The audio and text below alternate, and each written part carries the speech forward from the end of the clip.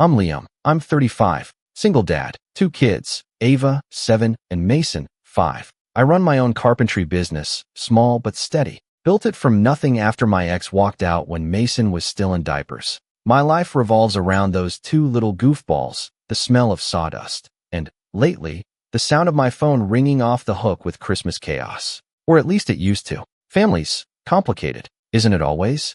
My mom, Sharon, is the type who calls herself old-fashioned, which basically means she plays favorites and expects everyone to pretend not to notice. My dad, Roger, has never said no to her in 40 years. They live 2 hours away in a big colonial house that they decorate like it's a Macy's showroom every December. Growing up, Christmas was sacred. Matching pajamas, Sharon's famous cinnamon rolls, Roger reading the same dusty storybook by the fireplace. It was the one time of year things felt, not broken. Even after my divorce, even after everything fell apart, they insisted I come every year with the kids. It wouldn't be Christmas without you, Mom used to say. That changed this year. Drastically. It all started in late November when I got the call. I was at the shop, sanding a custom oak dining table for a client, when my phone buzzed. Mom on the screen. I wiped my hands on my jeans and picked up, expecting to hear her usual cheerful voice asking what Ava and Mason wanted from Santa this year.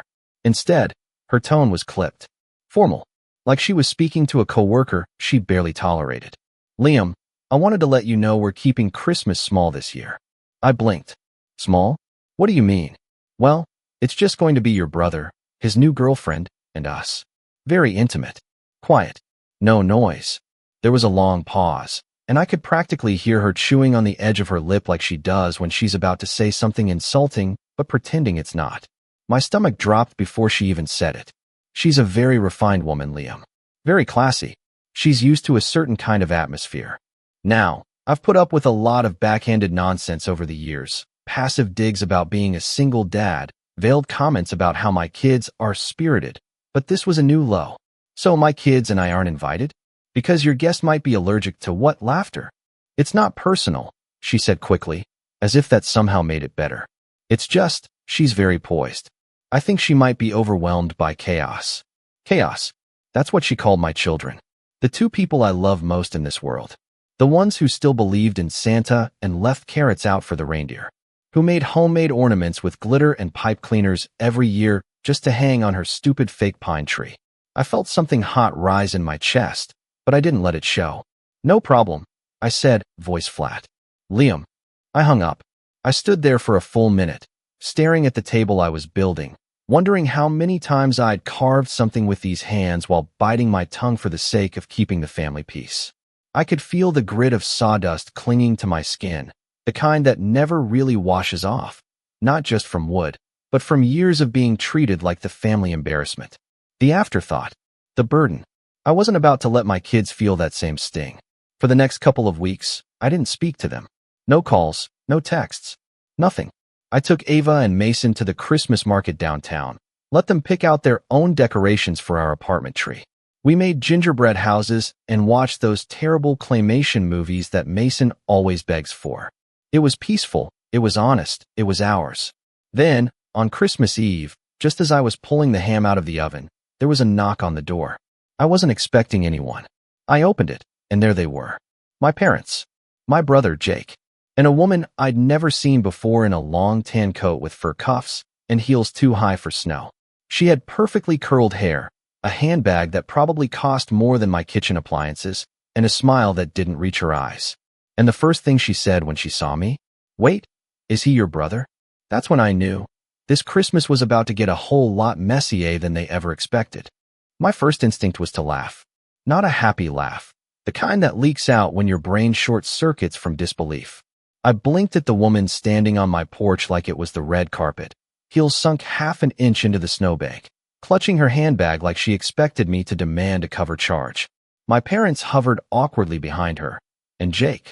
Well, Jake was wearing that smug, dead-eyed expression I hadn't seen since high school, back when he was getting away with things I'd be grounded for. "Wait, is he your brother?" she said again, turning slightly to Jake like she had just recognized me from a wanted poster. Jake glanced at me, then back to her. "Yeah, that's Liam." She tilted her head, frowning. You didn't say he had kids. She looked past me into the apartment, where Ava had poked her head around the corner, cheeks still painted with the snowman face we'd drawn earlier for our Christmas costume contest. Her brother trailed behind her, dragging a string of battery-powered lights like it was a pet snake. Jake chuckled nervously. Well, yeah. I mean, he's always been kind of the rustic sibling. Rustic? I nearly choked. Okay, I said, stepping back with a forced smile. You're all standing in the snow, so unless this is an ambush or a mobile critique of my life choices, come inside. No one moved at first. It was like they had to process whether they were really going to step into a house that had glitter on the floor and visible toys in the living room. Finally, my mom cleared her throat and made the first move, brushing past me without so much as eye contact. She always did that thing where she walked into my place like she was doing a home inspection. Her eyes flicked from the handmade wreath on the door to the unframed art Ava had scribbled and taped to the walls. It's very festive, she muttered. Thanks, I said. It was either this or the sterile, silent monastery vibe you were going for. Dad gave me a tight-lipped smile and followed her in. Jake stepped inside next and did a quick, dismissive scan like he was looking for evidence of failure. The girlfriend, Rachel, I would soon learn, lingered in the doorway. I noticed she hadn't taken her shoes off, which I guess was just par for the course when you consider yourself too elegant for socks. She looked around the place and said, "It's cozy." "I'll take that as a compliment," I replied, shutting the door behind her. The apartment suddenly felt a lot smaller. I guided them toward the dining table, where Ava had carefully placed 3 mismatched candles and a napkin holder shaped like a snowman. The table was clearly set for 3. My mom noticed instantly. "You didn't expect us?" she asked, feigning surprise. "Nope," I said, heading back into the kitchen to check on the ham. Because I was explicitly told I wasn't invited. Remember?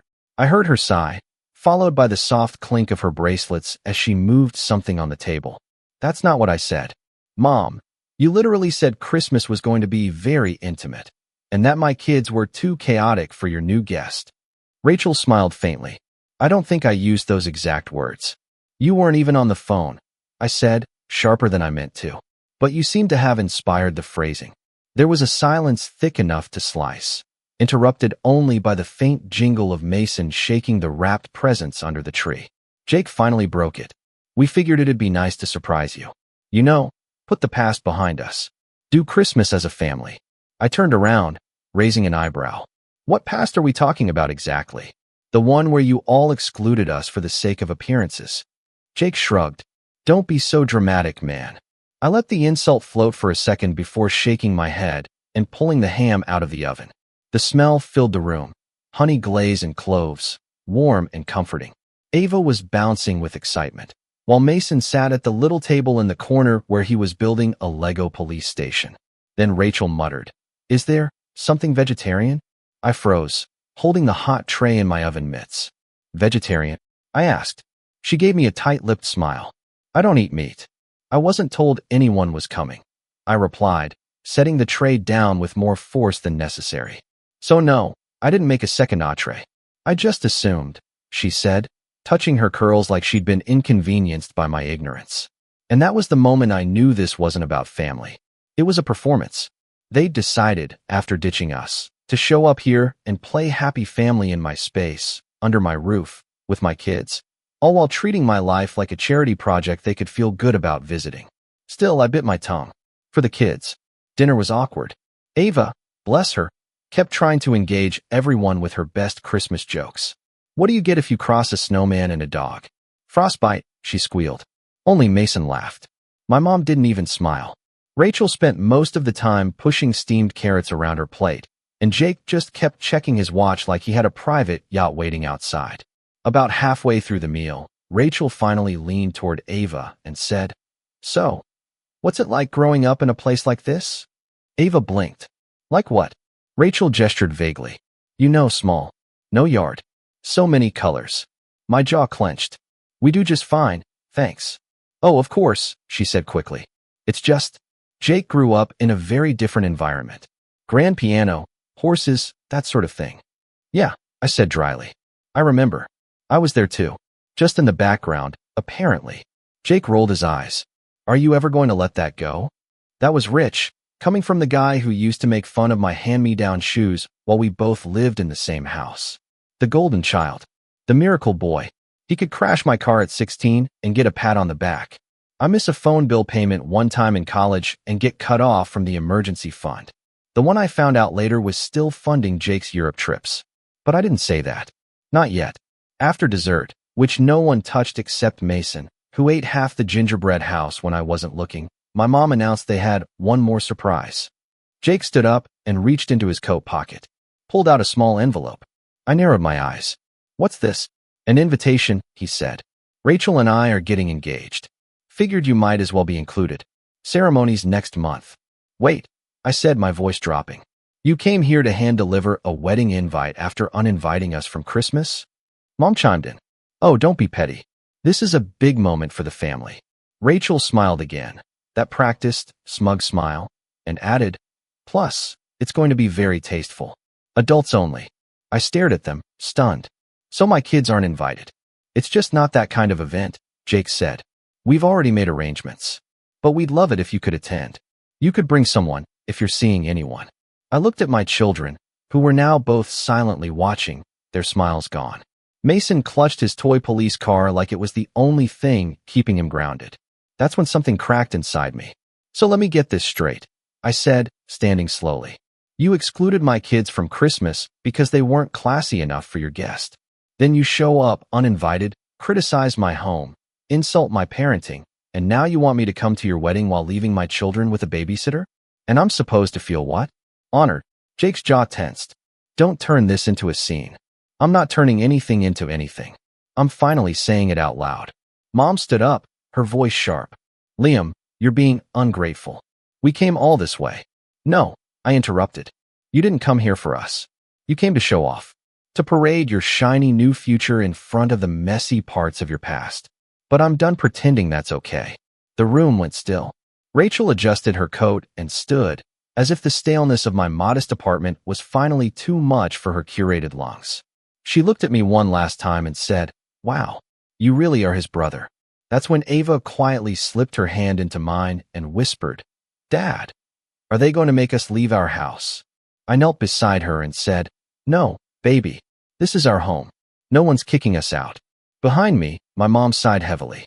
"Well, I guess we should go if you're going to be like this." "I think that's a great idea," I said. I walked to the door, opened it, and held it wide. Snow was falling again. The wind howled just enough to make the silence unbearable. One by one, they filed out. My dad avoided my eyes. My mom mumbled something about hoping I'd come to my senses. Jake looked annoyed, like I had ruined his PR campaign. Rachel stepped out last, but just before she did, she looked back over her shoulder, eyes scanning my face. Then she said something that made the hairs on the back of my neck stand up. "Jake never told me you were the one who stayed behind and looked after their parents when they lost everything that year. Funny how people leave out the important parts." She stepped out into the snow, heels crunching on the icy sidewalk. And that's when I realized she didn't know everything about Jake. Not yet. After the door closed and their footsteps faded into the snow, I stood there for a long time, just standing in the hallway. The living room still smelled like ham and cinnamon, but it felt like someone had vacuumed the warmth right out of the place. I heard Ava go back to the couch, curling under the blanket we'd been sharing all week for movie nights. Mason went to the window and watched the taillights until they disappeared. That night, I didn't sleep. I lay in bed listening to every creak, every gust of wind. My brain kept looping Rachel's words. Funny how people leave out the important parts. Something about the way she said it, like she was seeing cracks in Jake's golden boy exterior. Like she knew there was more to the story. But instead of feeling vindicated, I just felt hollow. Because the truth was, I had let it happen. All of it. The next morning, the weight settled in. The holidays ended. The decorations came down. School started again. Orders at the shop slowed. January always meant fewer custom jobs. My bills didn't slow down, though, and I was tired. Not just in my bones, but somewhere deeper. The kind of tired that crawls into your chest and just sits there. Mom didn't call. Dad texted once a week. "Hope the kids had a nice Christmas. Let us know if you want to talk." I didn't reply. And Jake? Nothing. Not a word. Not a thanks. Not an apology. Not even a follow-up about the wedding invitation. I assumed I was no longer expected to attend. It should have been a clean break, right? That was my chance to walk away, to protect my kids from the cycle. And for a while I did. But some wounds don't scab over right away. Some fester quietly, especially the ones tied to people you were raised to trust. I started noticing things. Or maybe I was just finally ready to see them. Ava came home from school one day with a handmade card, Grandma's Snow Angel. It had glitter and puffy paint and a stick figure labeled Me and Nana in the Snow.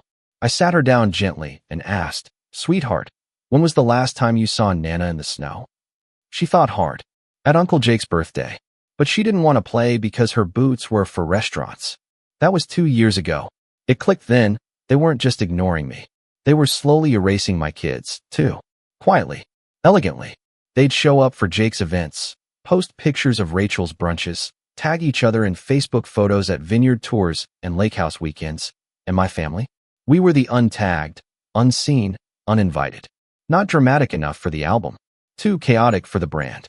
One night in early February, after putting the kids to bed, I stood in the kitchen washing a single plate, and something in me broke. Not in a loud, throwing things kind of way. It was quieter than that. It was the realization that I had spent most of my adult life trying to earn back a kind of love that never really existed. So I stopped trying. I didn't tell anyone. Not even my best friend, Nate, who'd known me since trade school and always smelled drama from a mile away. I just started doing the work. On myself. On my business. On being the kind of dad I wished I'd had growing up. Present. Imperfect, but consistent. The first thing I did was purge my phone. I deleted the group chat my mom kept renaming Fam Jams. Unfollowed Jake on Instagram. Muted my parents. I blocked Rachel entirely. Not because she had done anything worse than the others, but because I knew her kind, performative empathy wrapped in pearl earrings. I didn't need her sudden curiosity about my other side. Then I cleaned my shop from top to bottom, reorganized everything, built 2 new sample pieces, and posted videos of the process on a whim. To my surprise, those videos got some traction.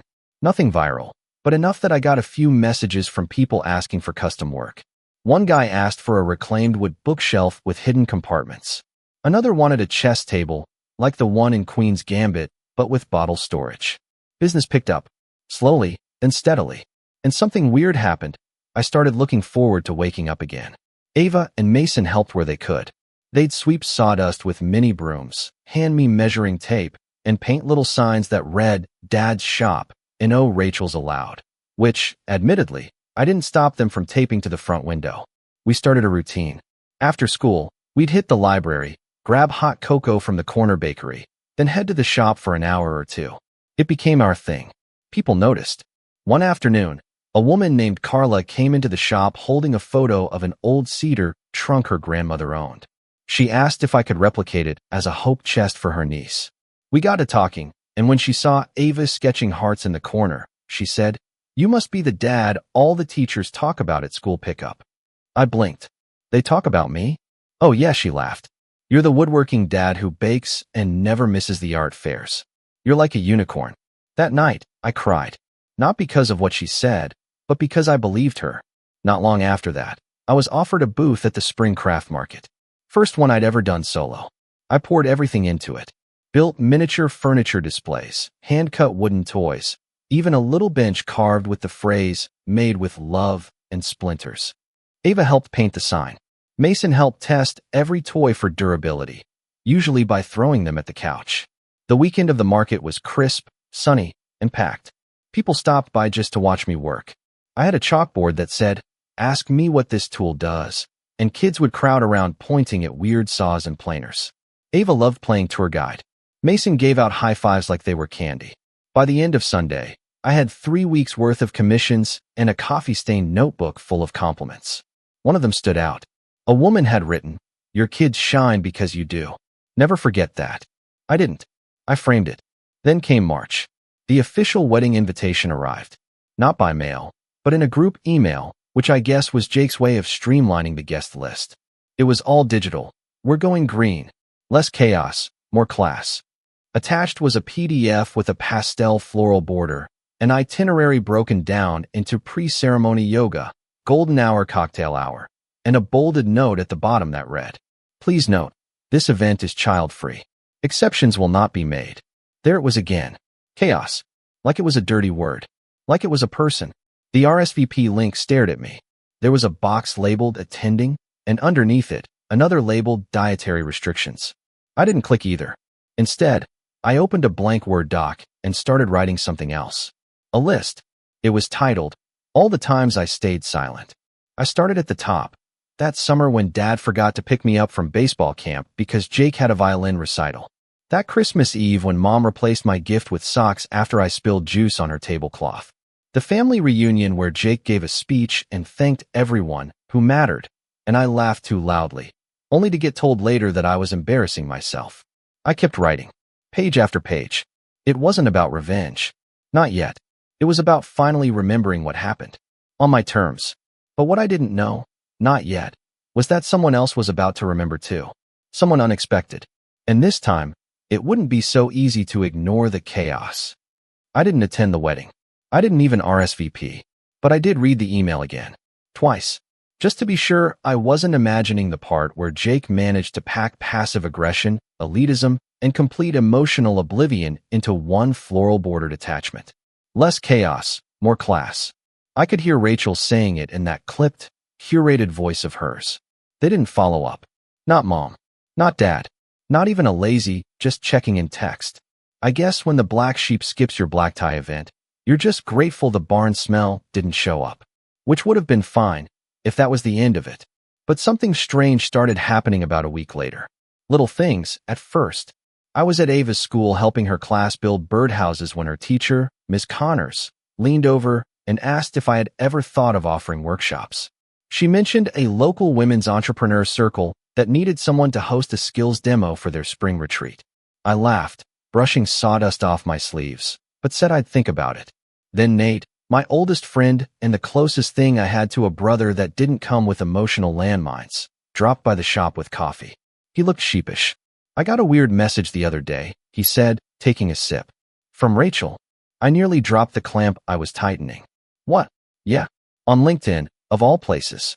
Said she was trying to learn more about the community Jake came from. I scoffed. And she thought you'd be the historian? He shrugged. Guess so. She asked what your business was called. Wanted to see your work. Said she saw some pieces on Instagram and was impressed. That made me pause. I hadn't posted anything on Instagram in weeks. And my account was private. But Ava had been using my phone to record time lapses of me building things and uploading little snippets to YouTube Shorts. I figured no one beyond some DIY nerds were watching. I was wrong. That night, I checked the stats. One of the videos, a sped-up clip of me building a wooden toy barn while Mason handed me nails like a foreman, had over 200,000 views. The comments were full of strangers saying things like, "This dad's a whole vibe. Imagine having a childhood like this. Love wins. Some people build furniture. This guy builds peace." I sat there for a long time, rereading those comments. Then I went to the search bar and typed in Jake wedding just for kicks. That's when I found her. Rachel. She had a public Pinterest board titled Elegant Farmhouse Vows. It was full of champagne-colored napkins, reclaimed barnwood archways, and vintage furniture layouts. She had pinned my work. Several times. At first, I felt sick. Then something else settled in. Not rage. Not even hurt. Just a quiet shift. Because suddenly, I wasn't the chaos anymore. I was the aesthetic. A few days later, I got a call from a number I didn't recognize. Normally, I let those go to voicemail, but something told me to pick it up. "Hello." "Hi," said a woman's voice. "Is this Liam Carter?" "The woodworker." I confirmed. She introduced herself as Dana, a wedding planner for a luxury events company. She said she'd been looking for someone who could do rustic custom furniture rentals, benches, arches, table sets. One of her clients had sent her a video of mine and insisted they had to work with me. I said I wasn't in the rental business. She said I'd be paid per event. Then she dropped the number. My eyebrows went up. Per event. Yes. And this one's a big one. High profile. Groom's family is complicated. Bride wants a sincere rustic feel, whatever that means. Are you available next month? I froze. What's the wedding date? She told me. Same date as Jake's. I said yes. The planning phase was surreal. I was brought on to build a custom wedding arch, 12 8-foot farmhouse tables, and a memory wall of miniature drawers that guests could open to find handwritten notes from the couple. The bride had also requested a sign with their initials, burned into reclaimed cedar, and a quote underneath that read, "True class doesn't whisper. It echoes." The irony nearly knocked me over. I never saw Jake or Rachel. All communication went through Dana, who forwarded sketches, photos, and requests with timestamps and bullet points. But with every new email, it became clearer. Rachel had no idea the man she dismissed in my living room was now designing half her dream wedding. She didn't recognize the shop logo. She didn't connect the social media dots. And Jake clearly wasn't paying attention, or he knew and chose not to say anything, which would have been just like him. Easier to ignore a ticking bomb if you pretend it's a centerpiece. The workshop became a war room. I brought Nate on to help with deliveries. Ava and Mason helped me stain the benches. I worked late into the night, carving initials, sanding boards, triple-checking every angle. It wasn't just about quality. It was about message. Every piece was quiet, solid, built to last. The opposite of the people who told me I wasn't enough. One afternoon, a week before the wedding, Dana called with a final request. "Bride wants a backup arch," she said. "Rain's in the forecast. Can we make a second one she can use indoors?" I said I could. Then I asked, "Do they know who I am?" She paused. "Excuse me. The couple. Do they know I'm Jake's brother?" There was a beat of silence. Then, "Rachel doesn't." I don't think Jake said anything. That made me laugh. Dana didn't. She asked if that was going to be a problem. I said, "Only if I do a bad job." The night before the wedding, I loaded everything into the trucks. Nate helped secure the arch with padded straps while I walked around checking corners. I had this nervous buzz in my chest, like something important was about to happen and I couldn't see it yet. Ava was drawing hearts in the sawdust. Mason was pretending to interview me with a paintbrush as a microphone. "Sir," he said in a mock serious voice, "is this the most important furniture you've ever built?" I smiled. "Yeah, buddy. I think it is." And I meant it. Because this wasn't just a wedding. It was a reveal. I arrived early on the day of the wedding. The venue was stunning.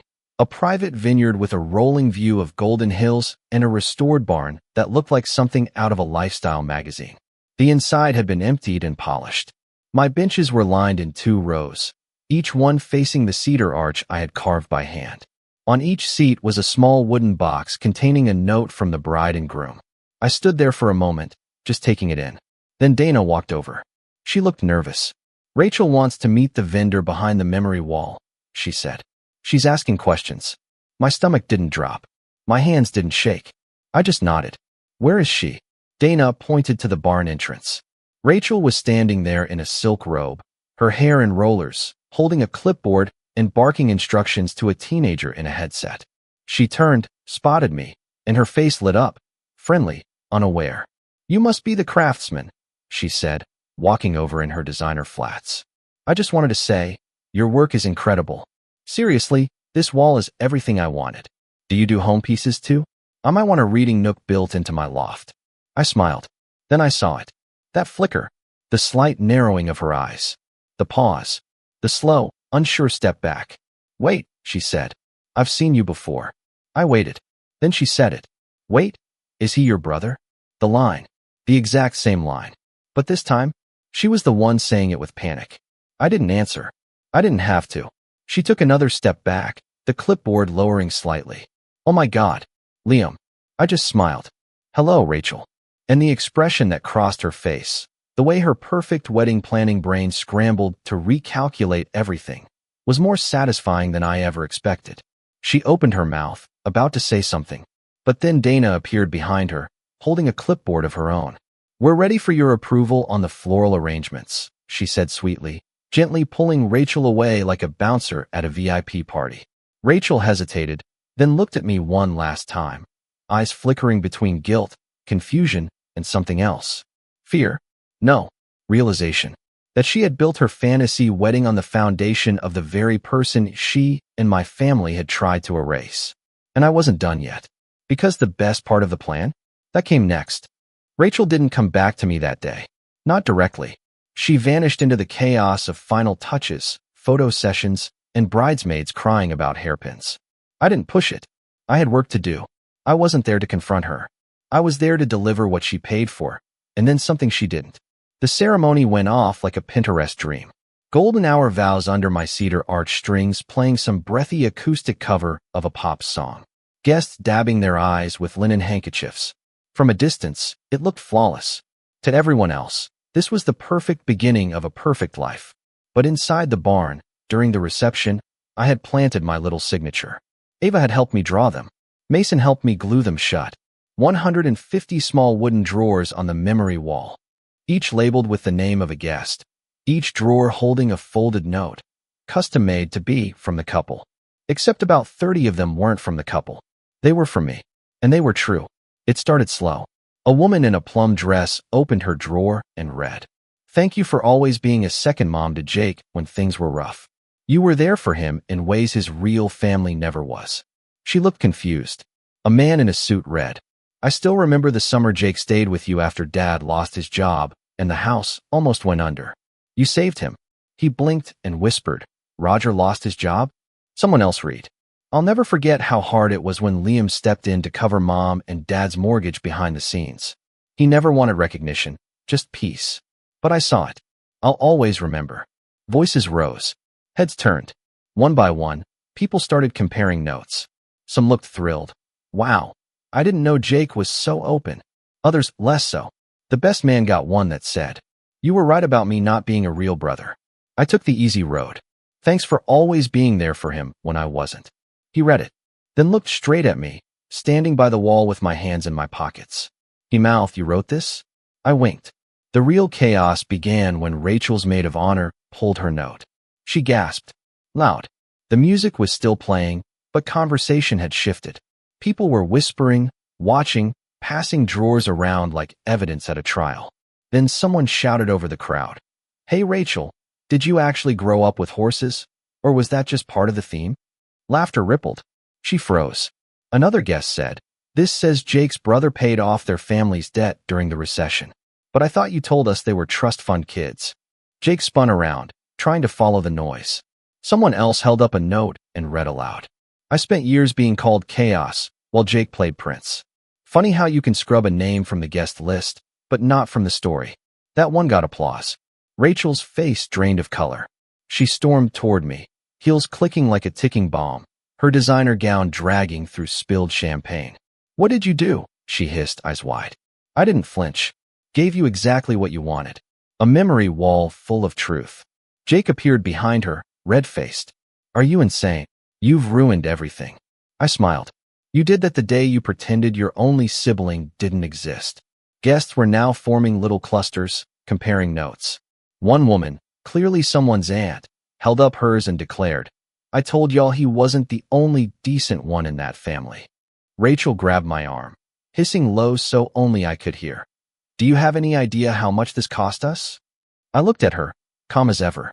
"About what it cost me to raise 2 kids alone while your future husband pretended we didn't exist." She blinked. I could see the wheels turning. She wasn't used to being on the defensive. "You won't get away with this," she said. "Oh," I said, "I already did."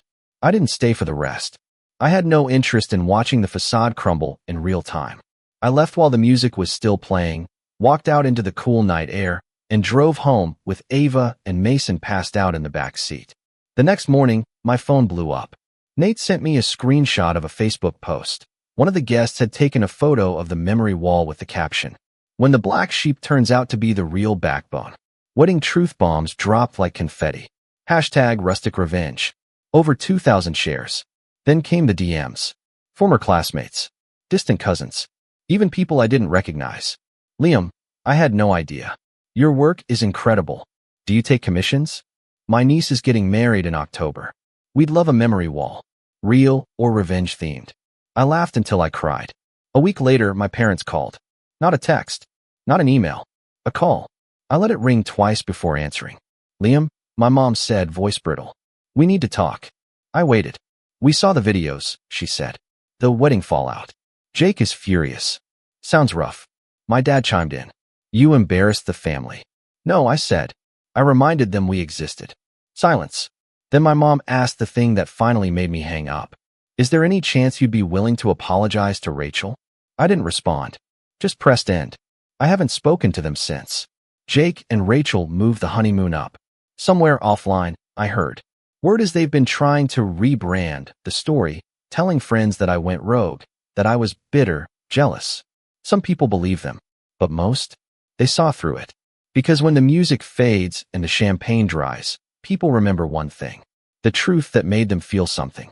My shop is busier than ever now. I've expanded into a bigger space. Brought on Nate full-time.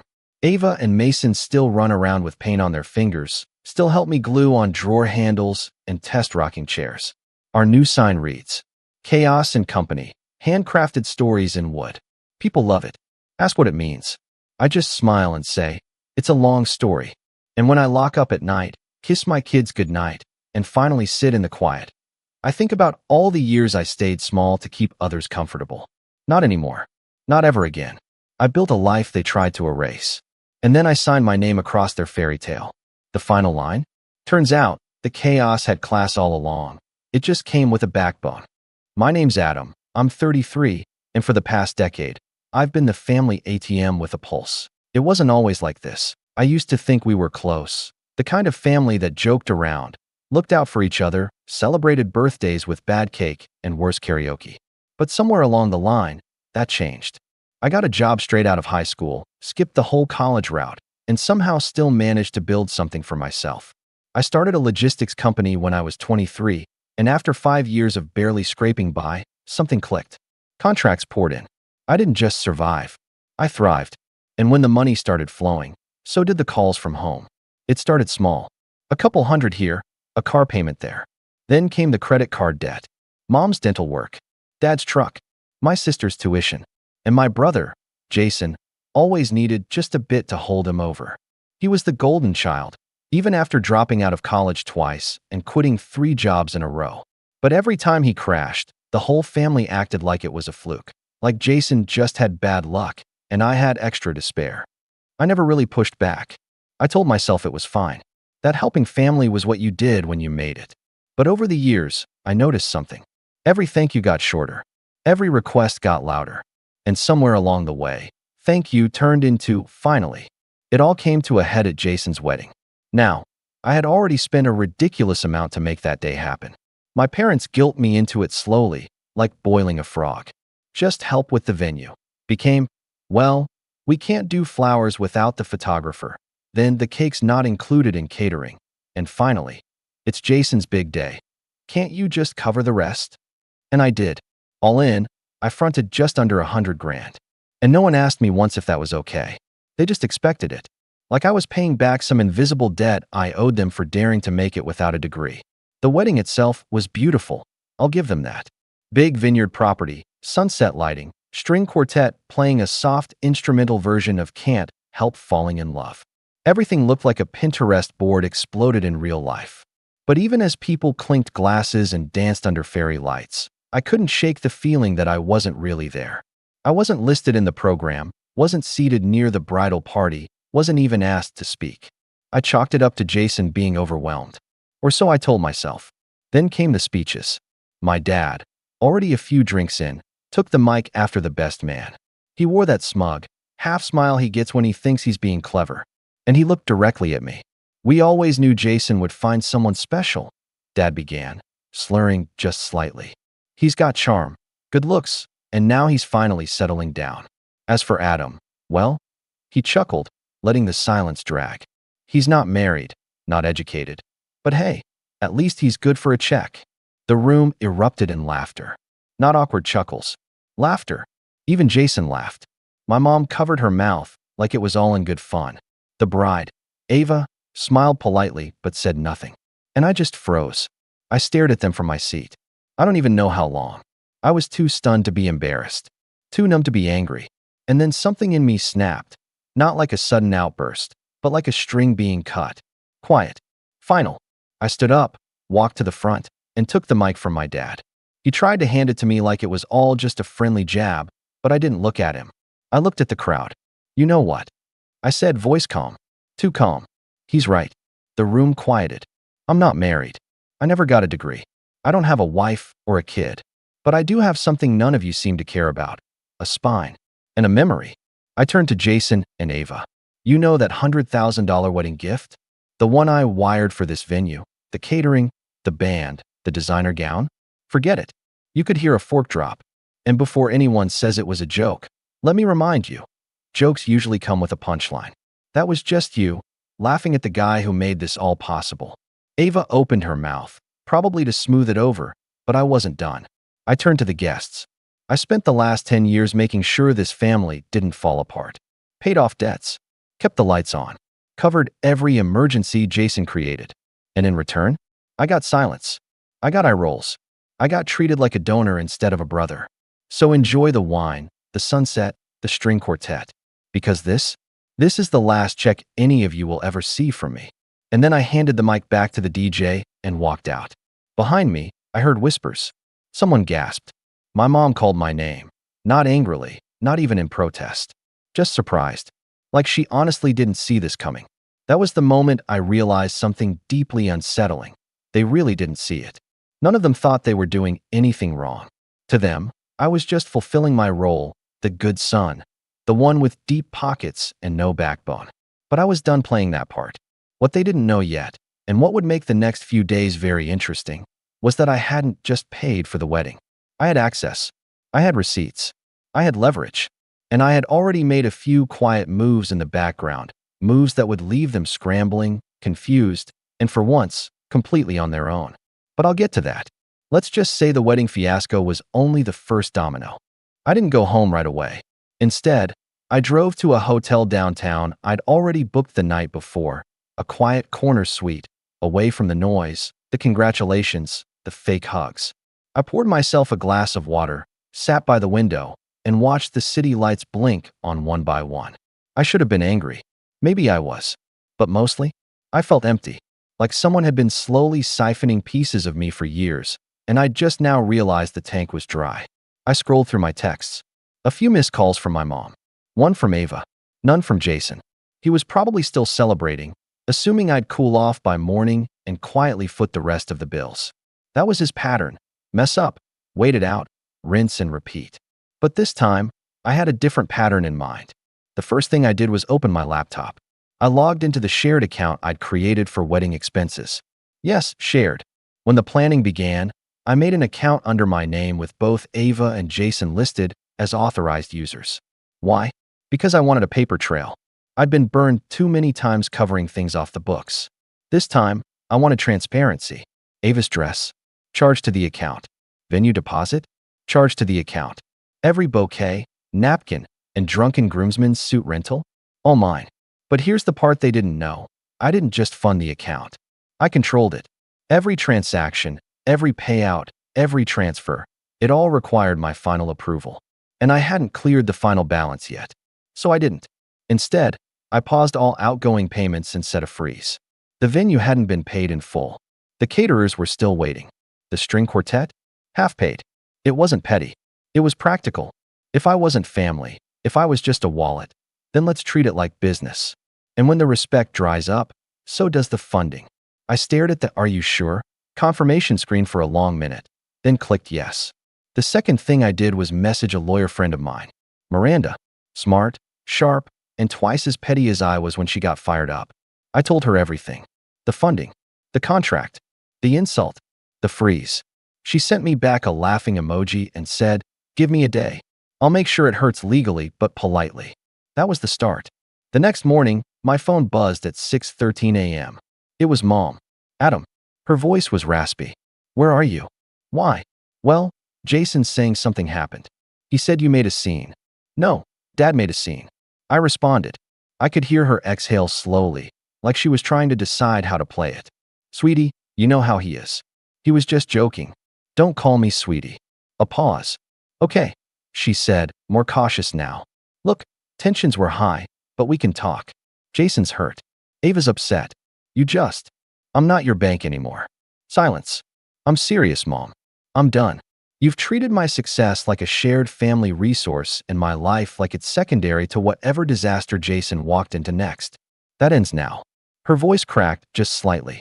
"Are you really going to leave your brother high and dry on his wedding day?" I smiled bitterly. I already paid for the champagne. Seems like a fitting toast. I hung up.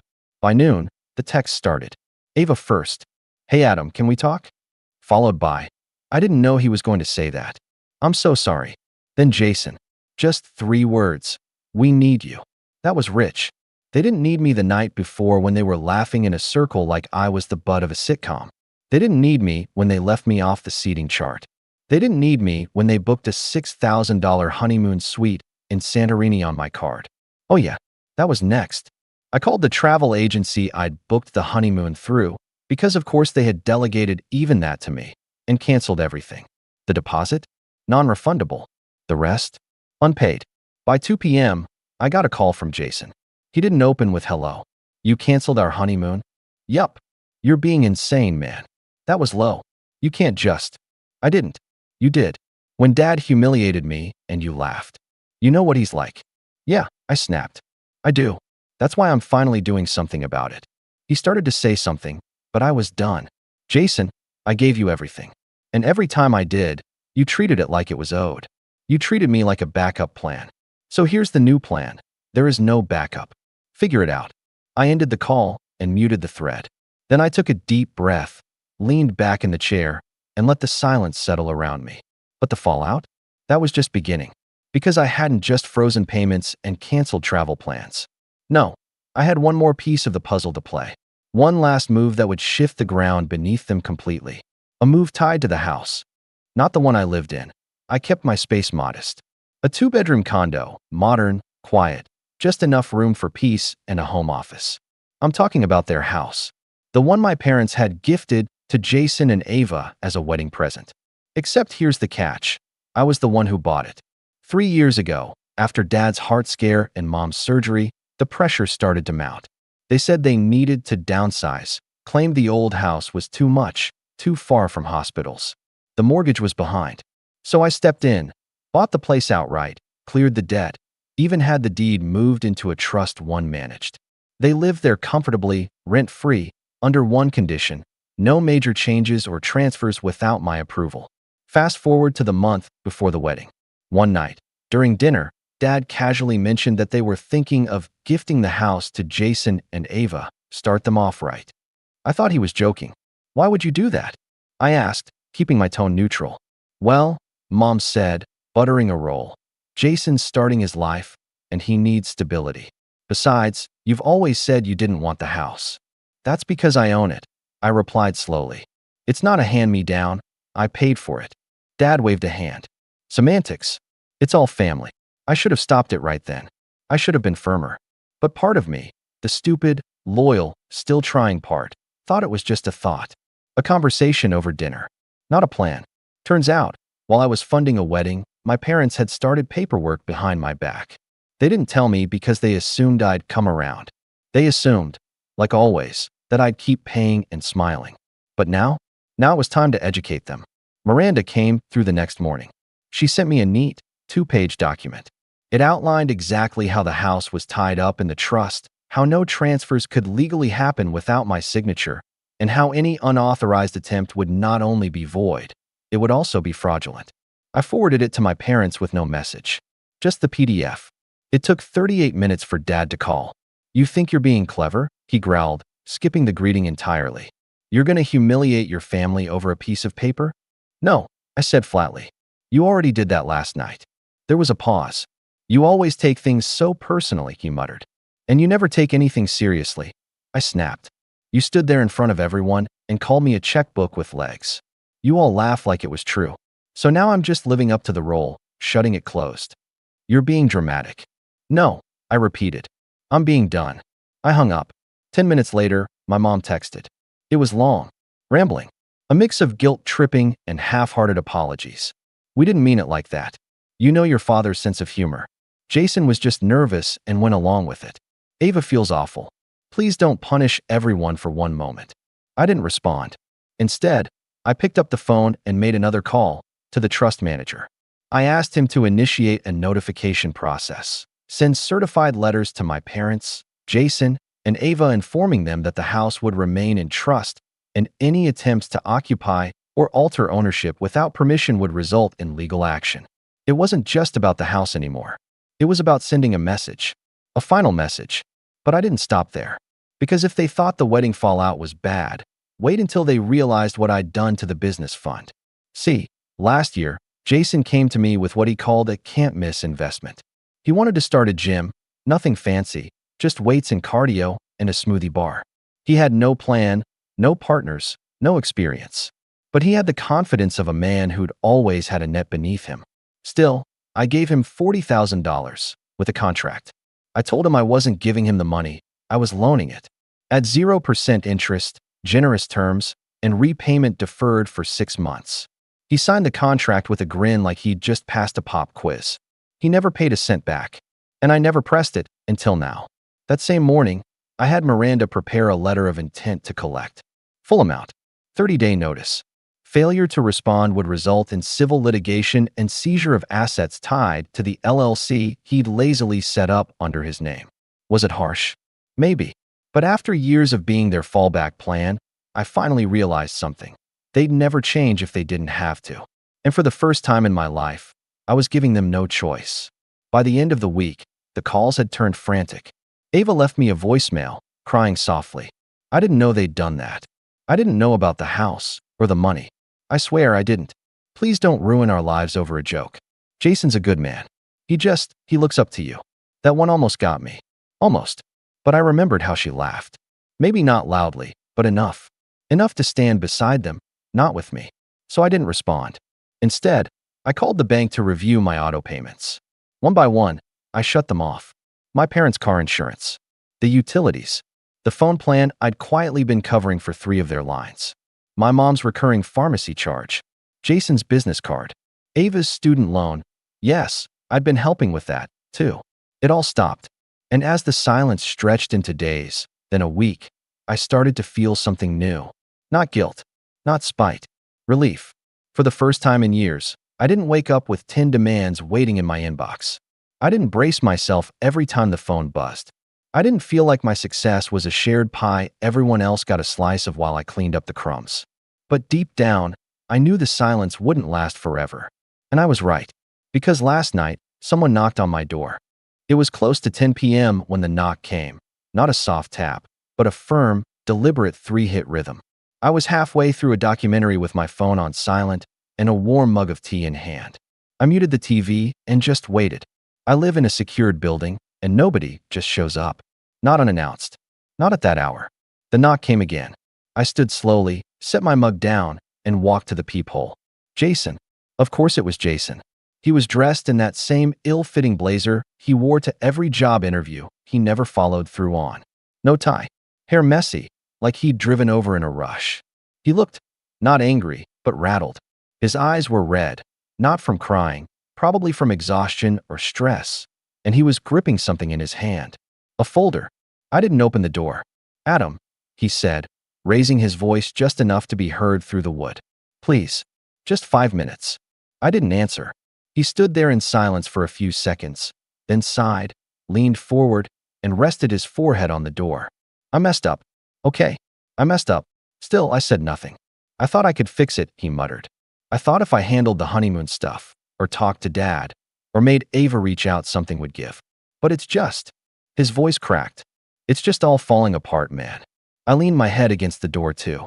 We were inches apart, separated only by a slab of oak and a decade of resentment. He sniffed. They're panicking. Mom's having these dizzy spells. Dad's pretending like he's not worried, but he called me 3 times today asking if the notice was real. Ava's been staying with her parents because she's embarrassed. The business is, he trailed off, then let out a weak laugh. I'm behind on payroll. I don't even have staff, just 2 guys who won't stop texting me about invoices. I tried to sell the sound system from the wedding to cover rent, but it turns out we never owned it. I didn't move. Not yet. Then came the softer tone. The one he used when we were kids, and he got in trouble and needed me to lie for him.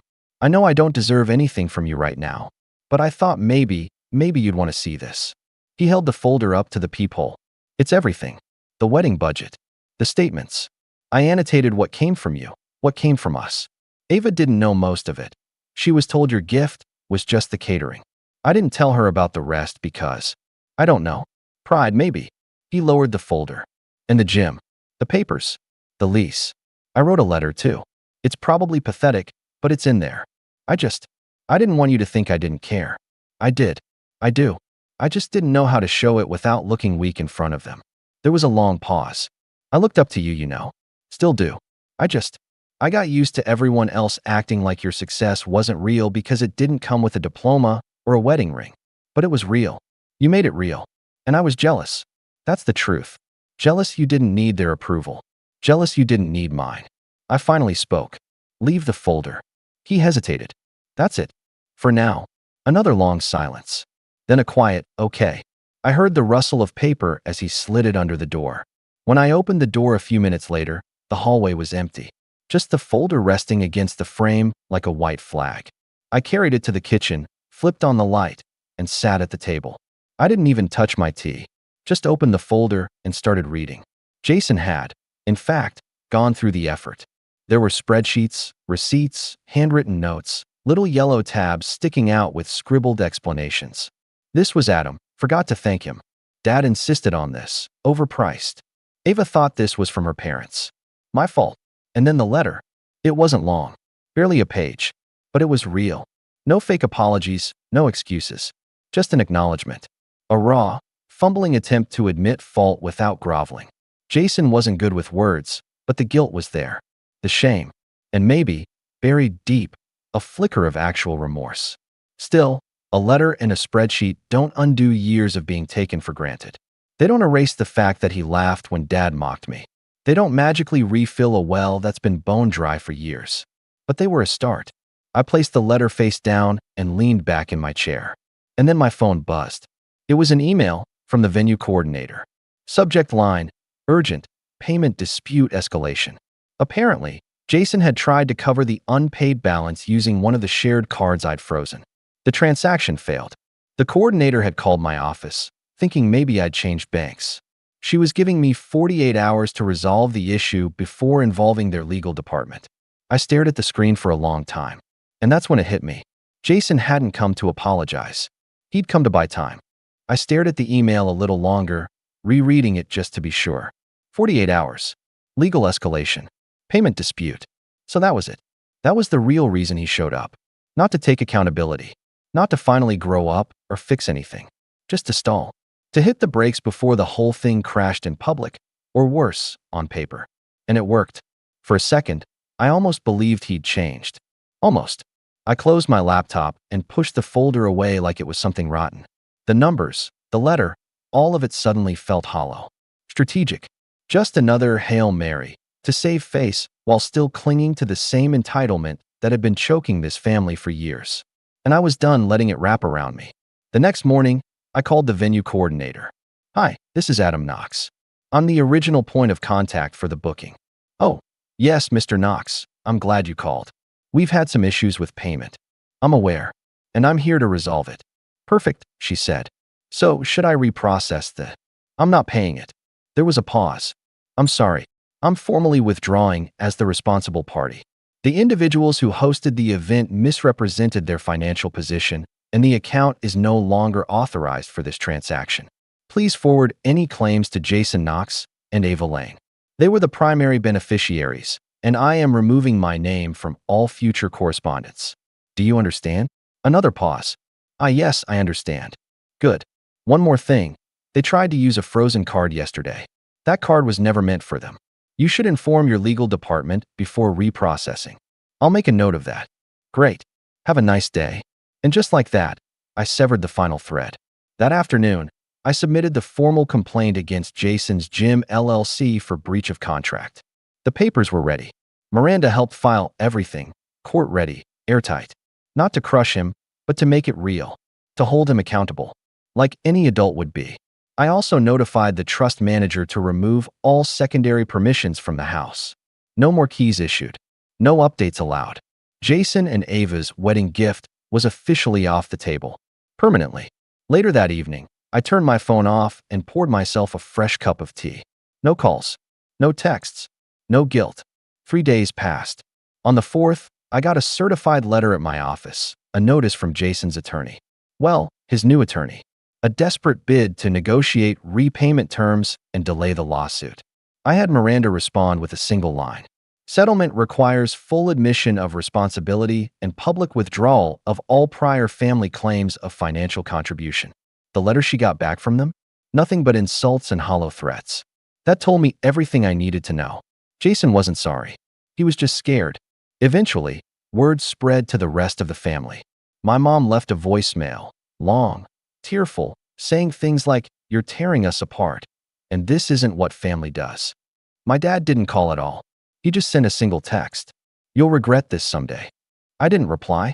I saved it, printed it out, actually, and taped it inside the folder Jason left behind. A reminder of why I was doing all this. Not out of cruelty, not out of spite, but because I finally saw the truth. They weren't family. They were tenants on a sinking ship, and I'd spent a decade bailing water while they laughed from the upper deck. The moment I stopped, they blamed me for the flood. So I let the ship sink, and I walked away. It's been 6 months. The lawsuit settled quietly. Jason paid back part of the money after liquidating the gym. Ava left him. Apparently, she found out about a few more lies tucked away between bad investments and family stress. My parents downsized again, this time to a small rental they can barely afford. The utilities? The car insurance? The phone plan? That's on them now. And me? I'm good. Better than good. I travel. I read. I laugh at stupid movies. I go entire weeks without a single phone call asking for money. I'm not just the guy who made it anymore. I'm the guy who kept it by finally letting go. And in case you're wondering, no, I don't regret it. Not even a little. My name's Nathan, I'm 24, and I graduated from medical school 2 weeks ago. It should have been the happiest day of my life. The kind of day you picture when you're pulling all-nighters in the library, skipping parties, and wondering if the stress is going to cave your chest in before finals do. But instead of standing in that crowd and feeling proud, I felt empty. Because everyone showed up to my graduation, except my parents. It was a sunny afternoon in Boston, the kind that makes the Charles River sparkle like a movie set. My classmates were hugging their families, taking photos with their professors, and popping bottles of cheap champagne. I stood near the back of the crowd, clutching my diploma in a navy blue folder, waiting for someone to shout my name or wave from the bleachers. Nothing. I checked my phone twice. No texts. No missed calls. Just silence. So I called. It rang 5 times before my mom answered, her voice chipper and full of background noise.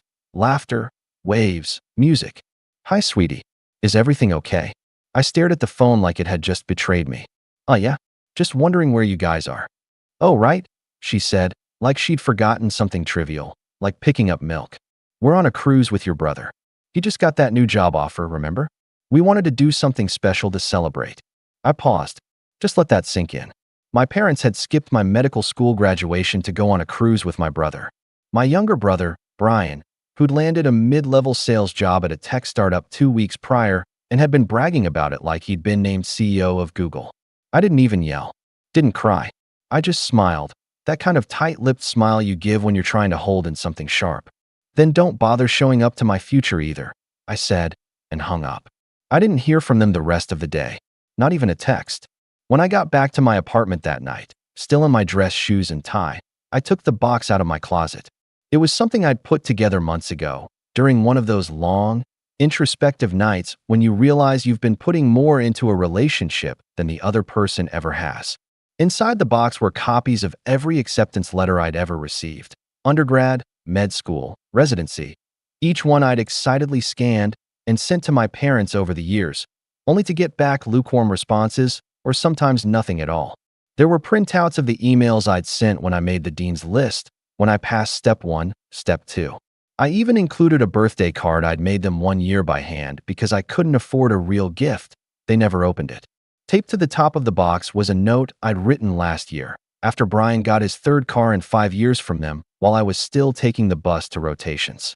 It said, "If you ever wonder why I stopped trying to earn your approval, read everything inside. Out loud. Then maybe you'll hear what I've been screaming in silence for years." I paid for overnight shipping and mailed it to their house the following week. Never got a response. Not even a delivery confirmation. I figured they threw it out. But 2 weeks after graduation, there was a knock at my door. I was in the middle of reheating leftover Thai food when I opened it and saw my dad standing there, holding the box. He looked older. Not in the usual way either. Like the kind of tired you get when something finally catches up to you after chasing it for years. His shoulders were slumped, his eyes red-rimmed and glassy. I didn't know," he said quietly. I raised an eyebrow. Didn't know what? He lifted the box and whispered, "Why didn't you tell us?" I just pointed to the note inside and said, "Go ahead. Read it out loud." My dad didn't move at first. He just stood there in the doorway, hands wrapped tight around the corners of the box like he was holding something fragile and dangerous all at once. His lips pressed into a thin line, the kind he used to make when he'd get a bill he didn't want to pay, or when Brian got caught sneaking out and he had to pretend to be the tough parent for 5 minutes before caving. I stepped aside, letting the silence stretch between us like a taut wire, and eventually he walked in, slow and hesitant. He sat at my small dining table, the same table where I'd eaten countless microwave dinners alone while studying for the MCAT, the same one they never visited because they were always too busy or already had plans. He placed the box down in front of him and opened it. I watched his hands shake slightly as he unfolded the first acceptance letter, my scholarship offer from NYU, the one I turned down because it didn't make financial sense at the time. Then came the congratulatory email from Johns Hopkins and the one from my current hospital offering me a residency slot after graduation. I had highlighted sentences in yellow, underlined phrases like "top candidate" and "we're thrilled to offer you." He kept pulling out pages, one by one, like they were evidence in a case he didn't realize he was on trial for. He didn't speak, just nodded slightly at each document, lips moving silently as he read. And then, finally, he got to the card, the one I made for their anniversary when I was in med school, all handmade construction paper and handwritten words because I couldn't afford anything else. I sat across from him, arms crossed, heart pounding, not out of anger, but from something colder, emptier. A part of me wanted him to cry, to break down, to say, "I'm sorry," and mean it. But he didn't cry. He just looked up and said, "I didn't know you felt this way." I laughed. It wasn't loud or bitter, more like an exhausted breath with a laugh stuck to it. "How could you not?" I asked. "Every time Brian did something mediocre, you threw a party. When I passed step 2, one of the hardest exams in medicine, I got a cool, buddy text and radio silence for a week. When I made the dean's list 3 years in a row, Mom said, 'Well, that's what we expect from you.' Not 'good job.' Not 'we're proud of you.' Just expectations." He opened his mouth, then closed it again. I went on. "You threw him a backyard barbecue when he got hired to sell insurance. A full-blown celebration. But when I matched into one of the best internal medicine programs on the East Coast, you told me you'd try to make it to the white coat ceremony, and then never showed up. You always had a reason, and it was always about Brian." Dad finally cleared his throat. "He's needed more help." "No," I said, sharp this time. "He's needed more attention. There's a difference. And you gave it to him, every time, even when he didn't ask. Even when I was drowning, when I could have used a ride or a hot meal, or just someone to say they were proud of me, you were busy helping him move into another apartment or giving him another emergency loan you knew he'd never repay." I leaned forward. "Do you even remember when I called you after Mom missed my white coat ceremony?" He blinked. You were in New York, right?" "Boston," I said flatly. "I told you the date 6 times. She said she forgot." I gave up trying after that. There was a pause, the kind of pause that lasts just long enough for the gravity of things to settle in, but not long enough for anyone to really absorb them. He finally picked up the note I'd taped to the top, unfolded it, and read it aloud. His voice was low, and each word came out like he was biting off a piece of glass. "If you ever wonder why I stopped trying to earn your approval, read everything inside. Out loud. Then maybe you'll hear what I've been screaming in silence for years." He set the note down and looked at me, but I didn't look away this time. I wanted him to sit in it, to really feel what years of being overlooked, dismissed, and set aside felt like. "I didn't realize we made you feel so invisible," he said quietly. I didn't answer right away. My hands were clenched under the table. Because the truth is, I didn't feel invisible. I felt deliberately ignored, like they chose not to see me. Like my accomplishments only mattered if they fit their narrative, that Brian was the one who needed help, and I was the one who could take care of myself, so they didn't have to bother. "Maybe you didn't mean to," I said finally. "But it happened anyway." He stared at the table for a long time. Then, without a word, he pushed the box slightly toward me and stood up. "Your mother should have come. We both should have. I'll tell her that." I didn't respond.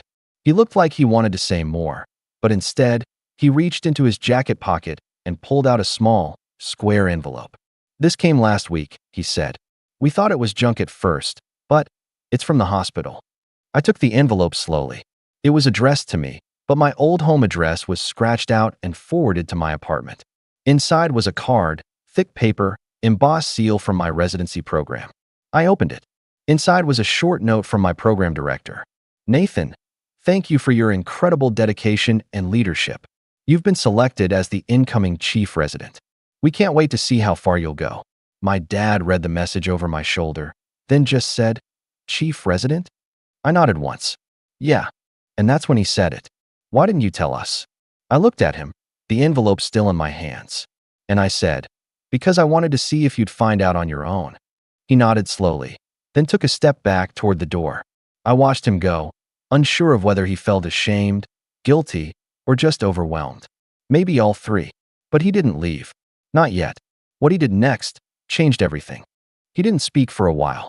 He just stood by the door, hand resting on the handle, like he was weighing whether or not he had the right to say anything more. His shoulders rose with a deep breath, the kind you take when you're about to say something uncomfortable. Something you've rehearsed in your head, but no version of it ever sounds quite right when it leaves your mouth. I know I haven't earned the right to ask this, he said finally, turning to face me again. But is there still a way to fix this? The question didn't land softly. It came down like a weight, not because I hadn't thought about it before. I had, countless times, but because I honestly didn't know the answer.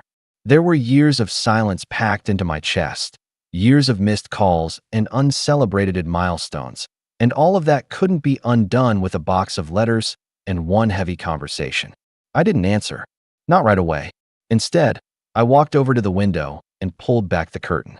It was starting to drizzle outside, a thin mist catching the orange glow of the streetlights. My reflection in the glass stared back at me, older than I remembered, tired in a way that doesn't show up in photos. I stopped trying to fix this a long time ago, I said quietly, because it was always one-sided. I'd call, you'd be busy. I'd invite, you'd make excuses. After a while, you learn not to expect anything. That's the only way it stops hurting. He nodded slowly, his face pale. I just thought you were doing so well. You didn't need anything. That line, you didn't need anything. I've heard it so many times from them, it's practically become a family motto. As if being self-reliant disqualified me from affection. As if my independence made me undeserving of attention. I needed a dad, I said. Not a bank account. Not advice. Just a dad. Someone to show up. Someone who gave a damn when I wasn't doing well. And someone who cared when I was. He walked back to the table, sat down again, and reached for something in the box.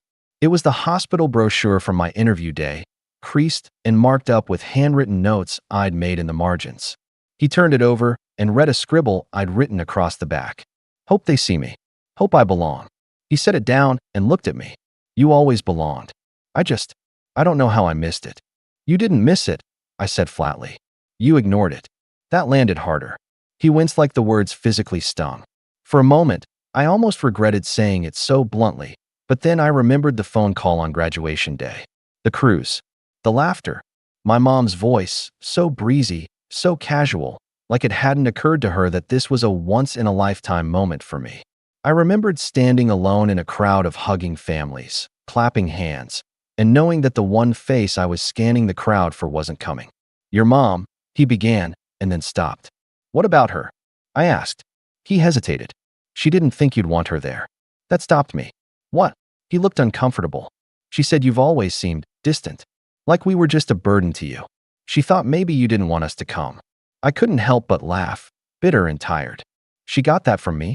After she bailed on every important moment of my life for Brian's latest crisis or spa trip or whatever. I stopped calling because she never listened. And now she thinks I was the one pushing her away? He rubbed his face with both hands, like he was trying to wipe off the conversation. I don't know, Nathan. I think maybe we both just got used to Brian needing more. And we assumed you didn't need anything, that you had it all together. Do you know what that feels like?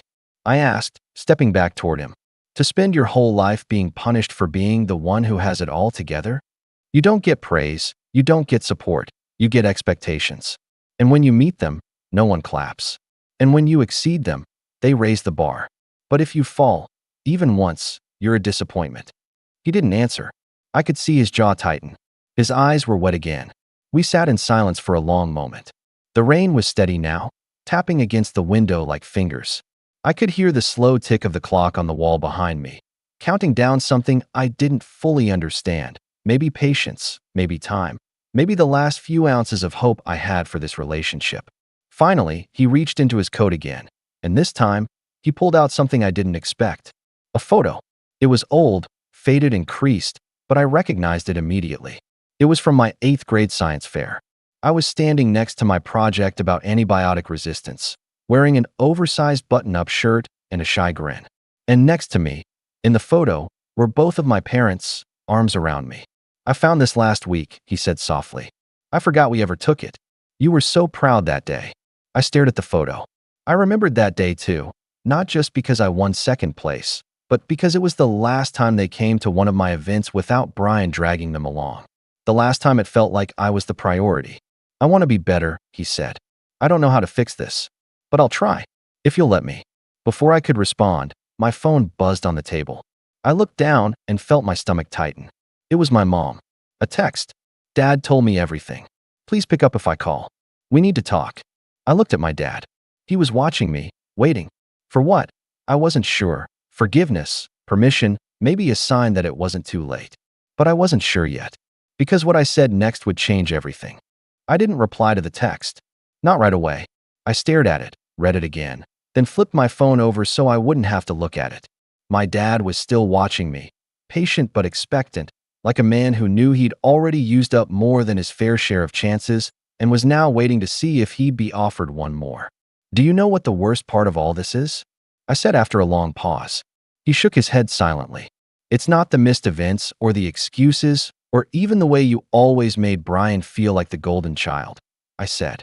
"It's the fact that you thought I'd just keep accepting it, that I'd always be the one who understood, the one who made space, the one who put his needs last. You didn't think I'd ever stop trying. And when I did, it shocked you." My dad's eyes dropped. He didn't argue. He didn't deny it. That silence was its own kind of confession. I stood up and walked to the kitchen to pour myself a glass of water, partly to stall, partly because I needed something to do with my hands. My reflection caught in the microwave door, same tired eyes, same clenched jaw. I didn't recognize myself sometimes. I looked worn, like someone who had built a life out of hard work but had no one to share it with. "Not really. I didn't come here to make excuses," he said behind me. "I just wanted to be here. For once." I turned around. "Why now?" He blinked. "What? Why now?" I asked again. "You ignored every major moment for years. Why show up now? Because of guilt? Because of the box?" He hesitated. "Because of the silence. When you told us not to bother showing up to your future, it hit me. I didn't think you meant it. But then the box came, and I realized we weren't in your life anymore. At all." I walked back over and sat down across from him again. "You were never really in it." He nodded once, solemnly. "That's fair." There was a long pause. Then he said, "She wants to see you." I didn't have to ask who she was. The word alone felt heavy, complicated. My mother, the woman who had once held me through the flu in middle school, who taught me how to tie my shoes, who then, at some point, decided that Brian's messy orbit demanded all her gravity. I hadn't seen her in nearly a year, hadn't spoken to her since Christmas when she called to ask if I'd help Brian cover a security deposit. Not to wish me happy holidays. Not to ask about my rotations. Just a favor for him. Again, "I don't know if I want to see her," I said. "She's never apologized. Not once." "I think she wants to," he said. "She's just proud, stubborn, and scared that if she tries now, it'll be too late." I sipped my water. It might be. Another silence stretched between us, the kind that holds 100 unsaid things. Then my phone buzzed again. Another message. "Nathan, please. Just talk to us. I know we failed you." I read it. Read it twice. And something in me cracked. Not forgiveness. Not yet. But a loosening. A softening of that cold, hard knot that had lived in my chest for years. I didn't know what I was going to do, but I knew I had to face it. I couldn't keep dragging this weight behind me. "I'll come by," I said finally, quietly. "Tomorrow. But if she starts defending herself or blaming me, I'm walking out." He nodded quickly. "Of course. I understand." He stood slowly, as if unsure whether he should hug me or just leave quietly. I didn't offer a hug, and he didn't force it. He picked up the empty box and tucked the old photo into his coat pocket. When he got to the door, he turned back one last time. "You're a good man, Nathan. I'm sorry we didn't help you become him." I didn't respond, just nodded once. The door closed behind him. The next day, I pulled into my parents' driveway for the first time in nearly 2 years. The house looked the same: beige paint, worn-out shutters, a lopsided mailbox Brian had broken while backing out too fast a few summers ago. I parked, cut the engine, and just sat there for a minute, breathing, bracing. When I knocked, my mom answered. She looked older, too, but not in the way you hope your parents will age, peacefully, gracefully. No, this was the brittle kind of aging, the kind that sets in when regret takes up residence. Her hair was tied back, her hands wrung nervously. "Nathan," she said, almost a whisper. "Hi." She stepped aside to let me in. The living room was quiet, no TV on, no smell of coffee or candles like there used to be. It felt still, uncertain. We sat at the dining table. Her eyes scanned my face like she was trying to read a language she'd forgotten. "I'm sorry," she said before I could even sit fully. "I know that doesn't fix anything, but I need to say it." I nodded. "Good start." She let out a breath. "I think I convinced myself for years that you didn't need me, that you were already so strong, so capable. And your brother, he always needed more. And I let that blind me. I'm not saying it was fair. I'm saying it was a mistake." A long pause. "Not a mistake," I said. "A choice. You chose him over me. Again and again." She nodded, tears brimming. "You're right. I did. And I was wrong." For once, she didn't try to explain or justify. She just sat with it. "I know I don't deserve to ask you for anything," she said.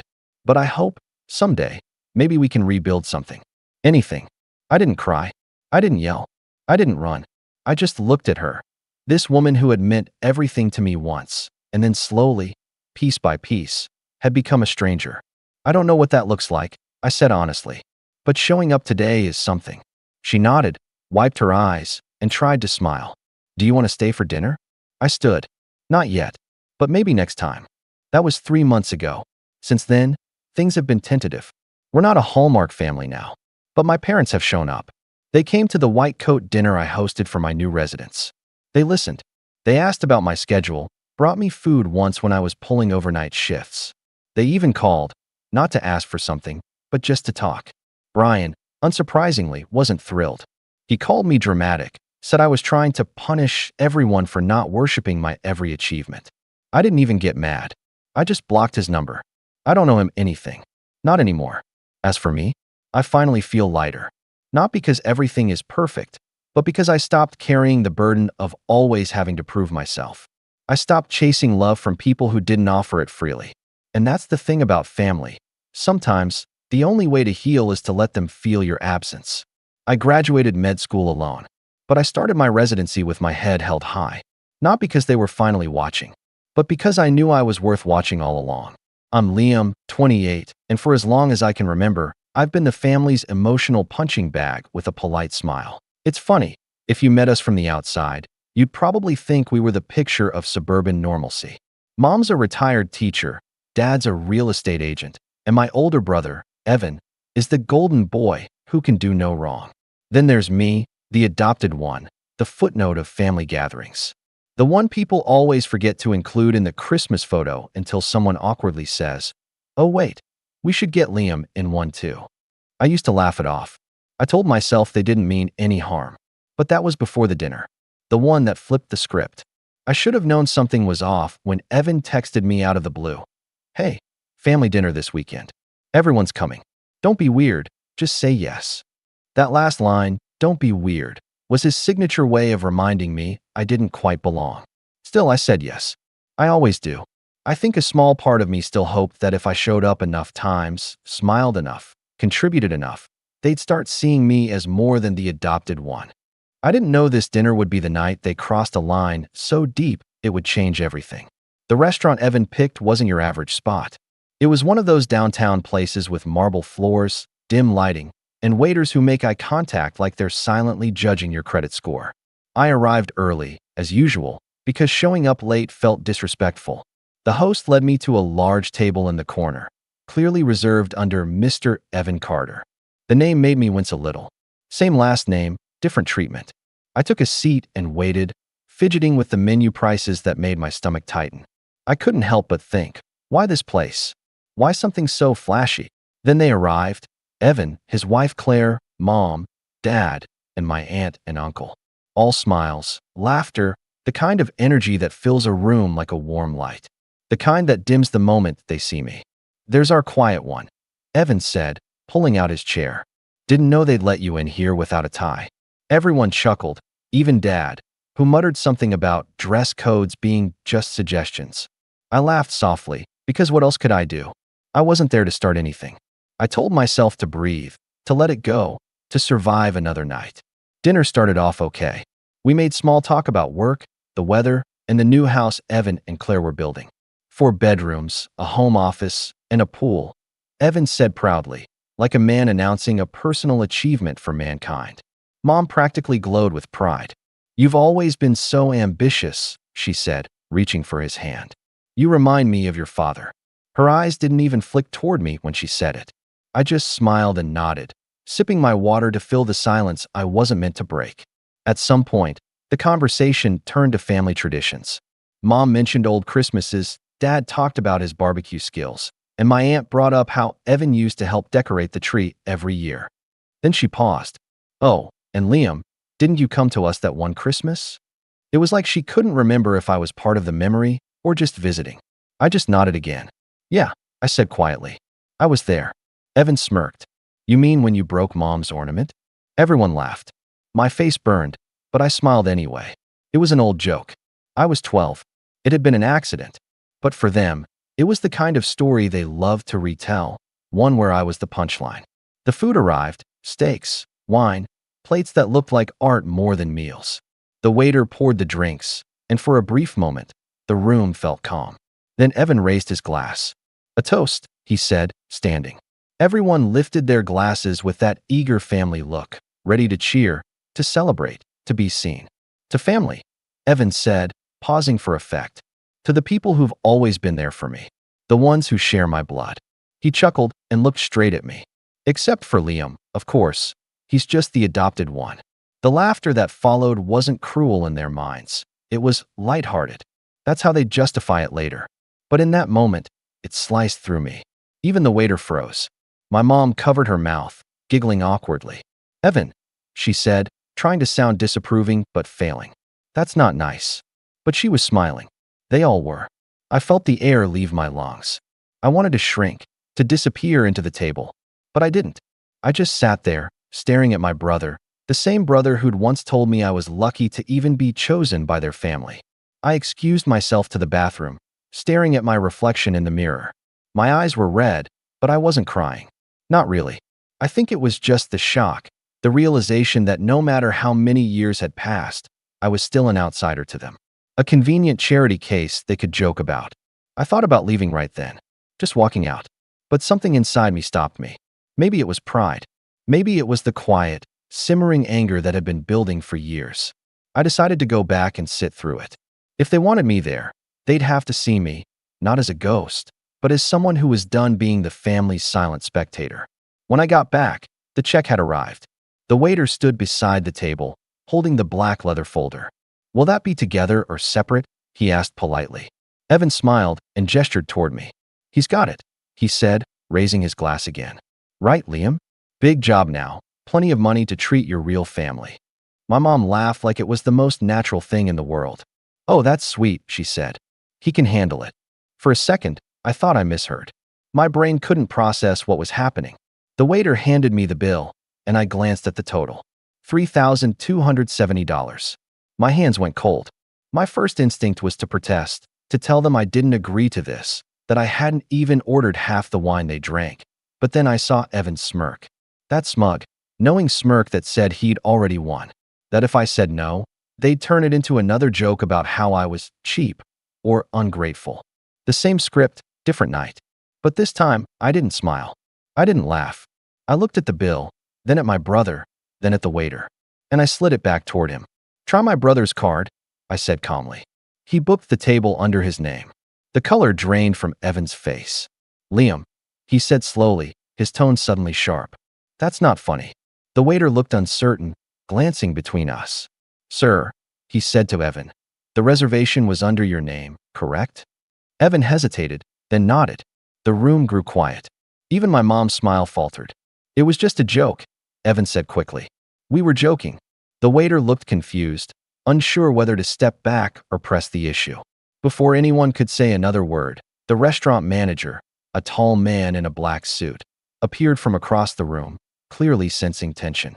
Is there a problem here? He asked in a measured tone. And that's when the table finally went silent. Every eye was on me. My heart pounded, but I stayed calm. Evan looked at me, panic flickering in his eyes for the first time. Mom whispered something under her breath. The manager folded his arms. And I realized, this was the first time in my life that I wasn't the one shrinking. That was the moment everything started to unravel. The manager's voice was calm, but had that undertone of authority that instantly shifts the air in a room. He stood there with his hands clasped, looking from me to Evan to the waiter like a referee about to make a call. Is there an issue with the bill? He asked, his tone professional but edged with mild impatience. The restaurant had gone quieter. You could feel eyes from nearby tables flicking in our direction, catching bits of the tension like static in the air. Evan's confident grin faltered. No issue, he said quickly, trying to smooth it over. Just a misunderstanding. He chuckled awkwardly, glancing at me as though I'd play along and laugh it off too. But I didn't. I just sat there, calm, steady, almost too quiet. My heart was pounding in my chest, but outwardly, I looked like someone who'd finally stopped being afraid of the noise. The manager raised an eyebrow. A misunderstanding? Yes. Mom jumped in, her voice light, too cheerful. My boys just like to joke. Don't they? She gave a tight laugh, her eyes darting between us like she was trying to telepathically order me to drop it. Family humor. You know how it is. The waiter looked unsure. He still held the bill in his hand, clearly uncomfortable. Sir, he said to Evan, since the reservation is under your name, the charges are typically placed on the booking holder's card unless specified otherwise. Evan's jaw tightened. That's fine, he muttered, pulling out his wallet with exaggerated annoyance. He swiped his card, signing the receipt with a sharp flick of the pen, then tossed it back at the waiter like it burned him. There, he said, glaring at me. Happy. The manager gave a polite nod, murmured something about enjoying the rest of your evening, and walked away. But the silence that followed was deafening. You could hear the faint clatter of dishes from another table, a laugh from somewhere across the room. But at our table, there was only tension. Thick, suffocating tension. Evan leaned forward, his voice low. What was that, Liam? You trying to embarrass me in public? I met his eyes. I wasn't the one who made a joke about being adopted in front of strangers. Mom sighed heavily. Oh, for heaven's sake, it was just a joke, she said. You're so sensitive sometimes, Liam. Honestly, you need to learn how to take a little teasing.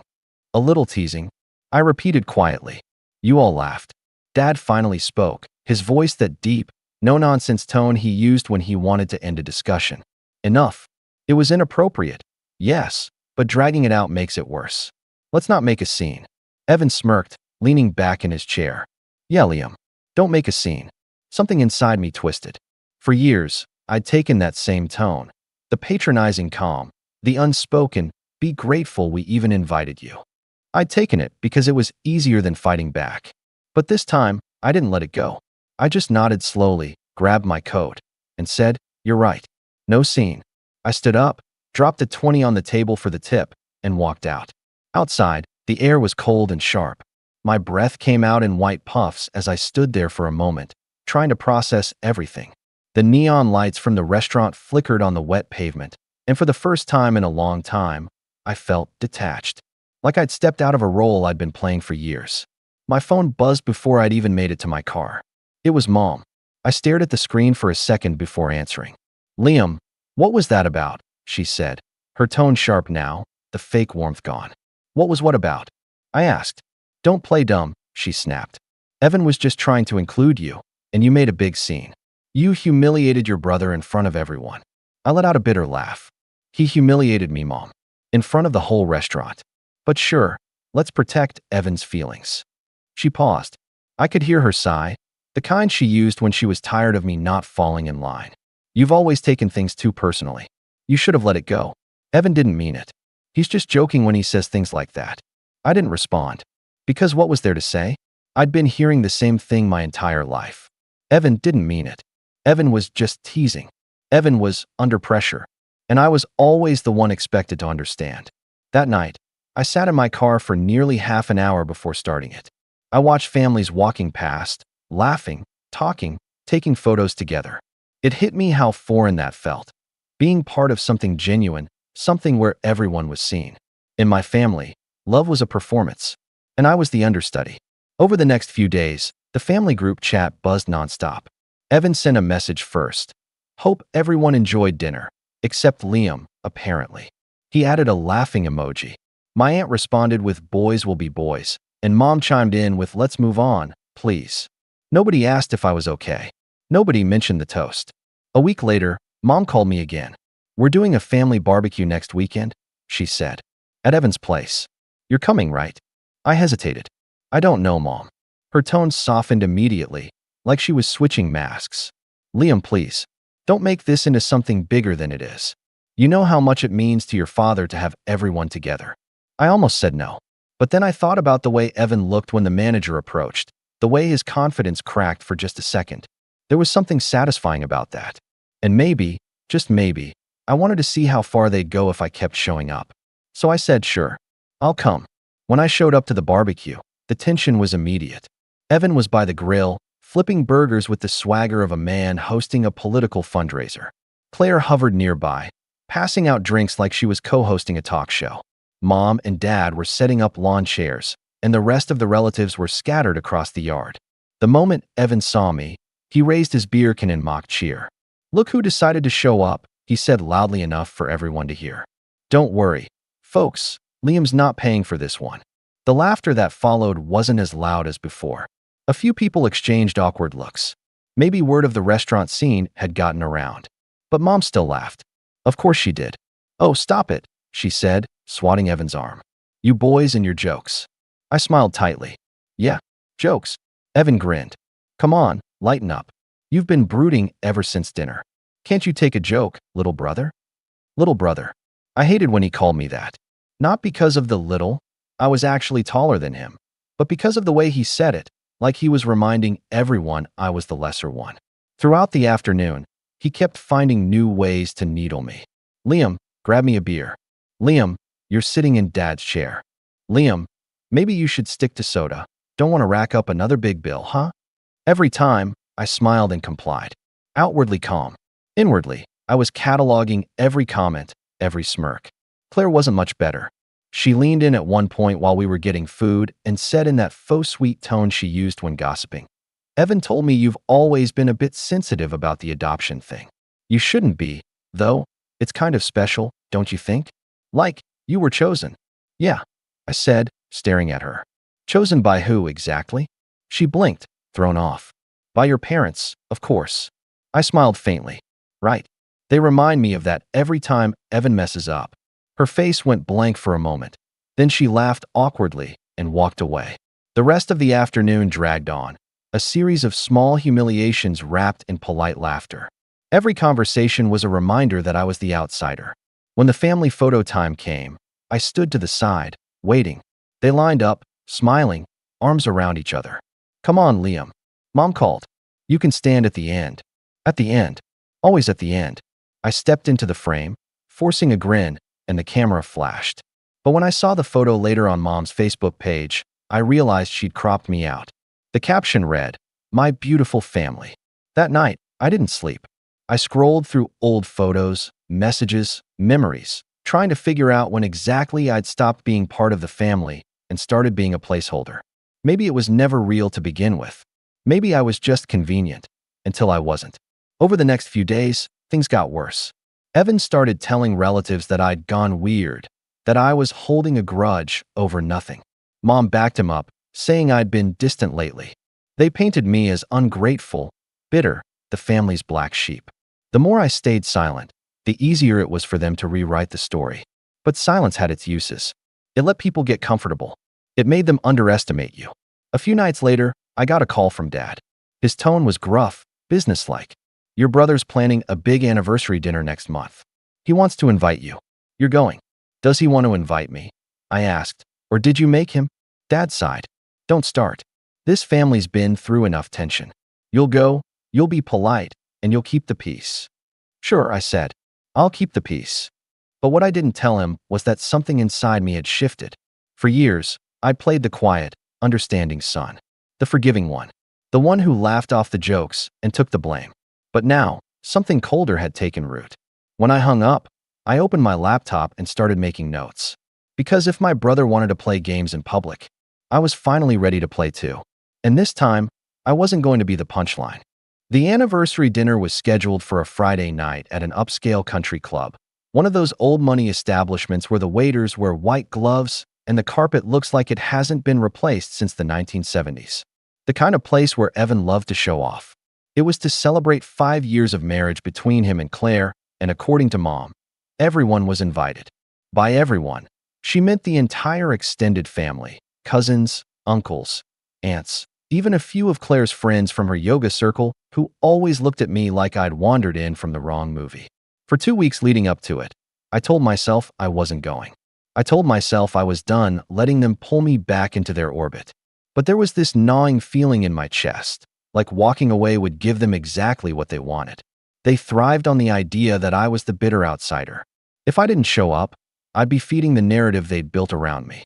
So, against my better judgment, I ironed my shirt, polished my shoes, and decided to face the music. When I arrived, the parking lot was already full of expensive cars. Evan's new SUV parked right in front of the entrance, of course. The man loved being the center of attention. Inside, the club was dimly lit, golden chandeliers reflecting off crystal glassware. I could hear the faint murmur of laughter and clinking glasses before I even turned the corner into the main room. "Liam," Mom exclaimed, standing up from her seat as if she hadn't spent the past few months making excuses for Evan's behavior. "You made it." She hugged me briefly, the kind of hug that felt more for show than affection. "You look nice, dear." Sit. Evan was at the head of the long table, wearing a navy blazer and his usual grin, the kind that looked practiced. "Well, look who decided to join the living," he said. "I was starting to think you'd cut us off completely. Wouldn't want to miss the show," I said, smiling. Claire beamed, clearly oblivious to the tension simmering under the surface. "We're just glad you're here," she said sweetly, though her eyes flicked toward Evan as if seeking approval for even that sentence. I sat down across from Mom and Dad. The table was set with place cards, candles, and menus printed on cream paper. Everyone looked picture perfect. It felt surreal, like a staged reunion for a reality show that had been canceled years ago. As the evening went on, I did my best to blend in. I smiled when people talked, nodded when they told stories, and even laughed when my uncle made one of his trademark dad jokes. I kept my guard up, but stayed calm. It was easier than I thought, until Evan stood up with a glass in his hand. He tapped his fork against it lightly. "Everyone," he said, "I just want to thank you all for coming tonight to celebrate 5 incredible years with my amazing wife." He wrapped his arm around Claire's waist, pulling her close. "She's my rock, my partner, my better half. I wouldn't be the man I am today without her." Everyone applauded. I clapped too, half-heartedly. "And," Evan continued, "I also want to thank my parents for everything they've done for us over the years. You guys have always been there, helping us with the house, with the kids, with, well, everything." Mom smiled, tears in her eyes. "Oh, sweetheart. Yeah," Evan said with a wink. "Even helping me out financially when times got rough last year. I don't know what I'd do without you guys." I froze. Mom and Dad exchanged a quick glance, the kind of silent communication that meant there was truth to what he said, but something about it didn't add up. Evan was not the kind of person to admit needing help. He'd rather drown than ask for a life jacket. I leaned in slightly. "What kind of help?" I asked, keeping my tone casual. Evan smirked. "Oh, just some support for a new investment I made. You know how it is. Big dreams take big risks." Dad cleared his throat.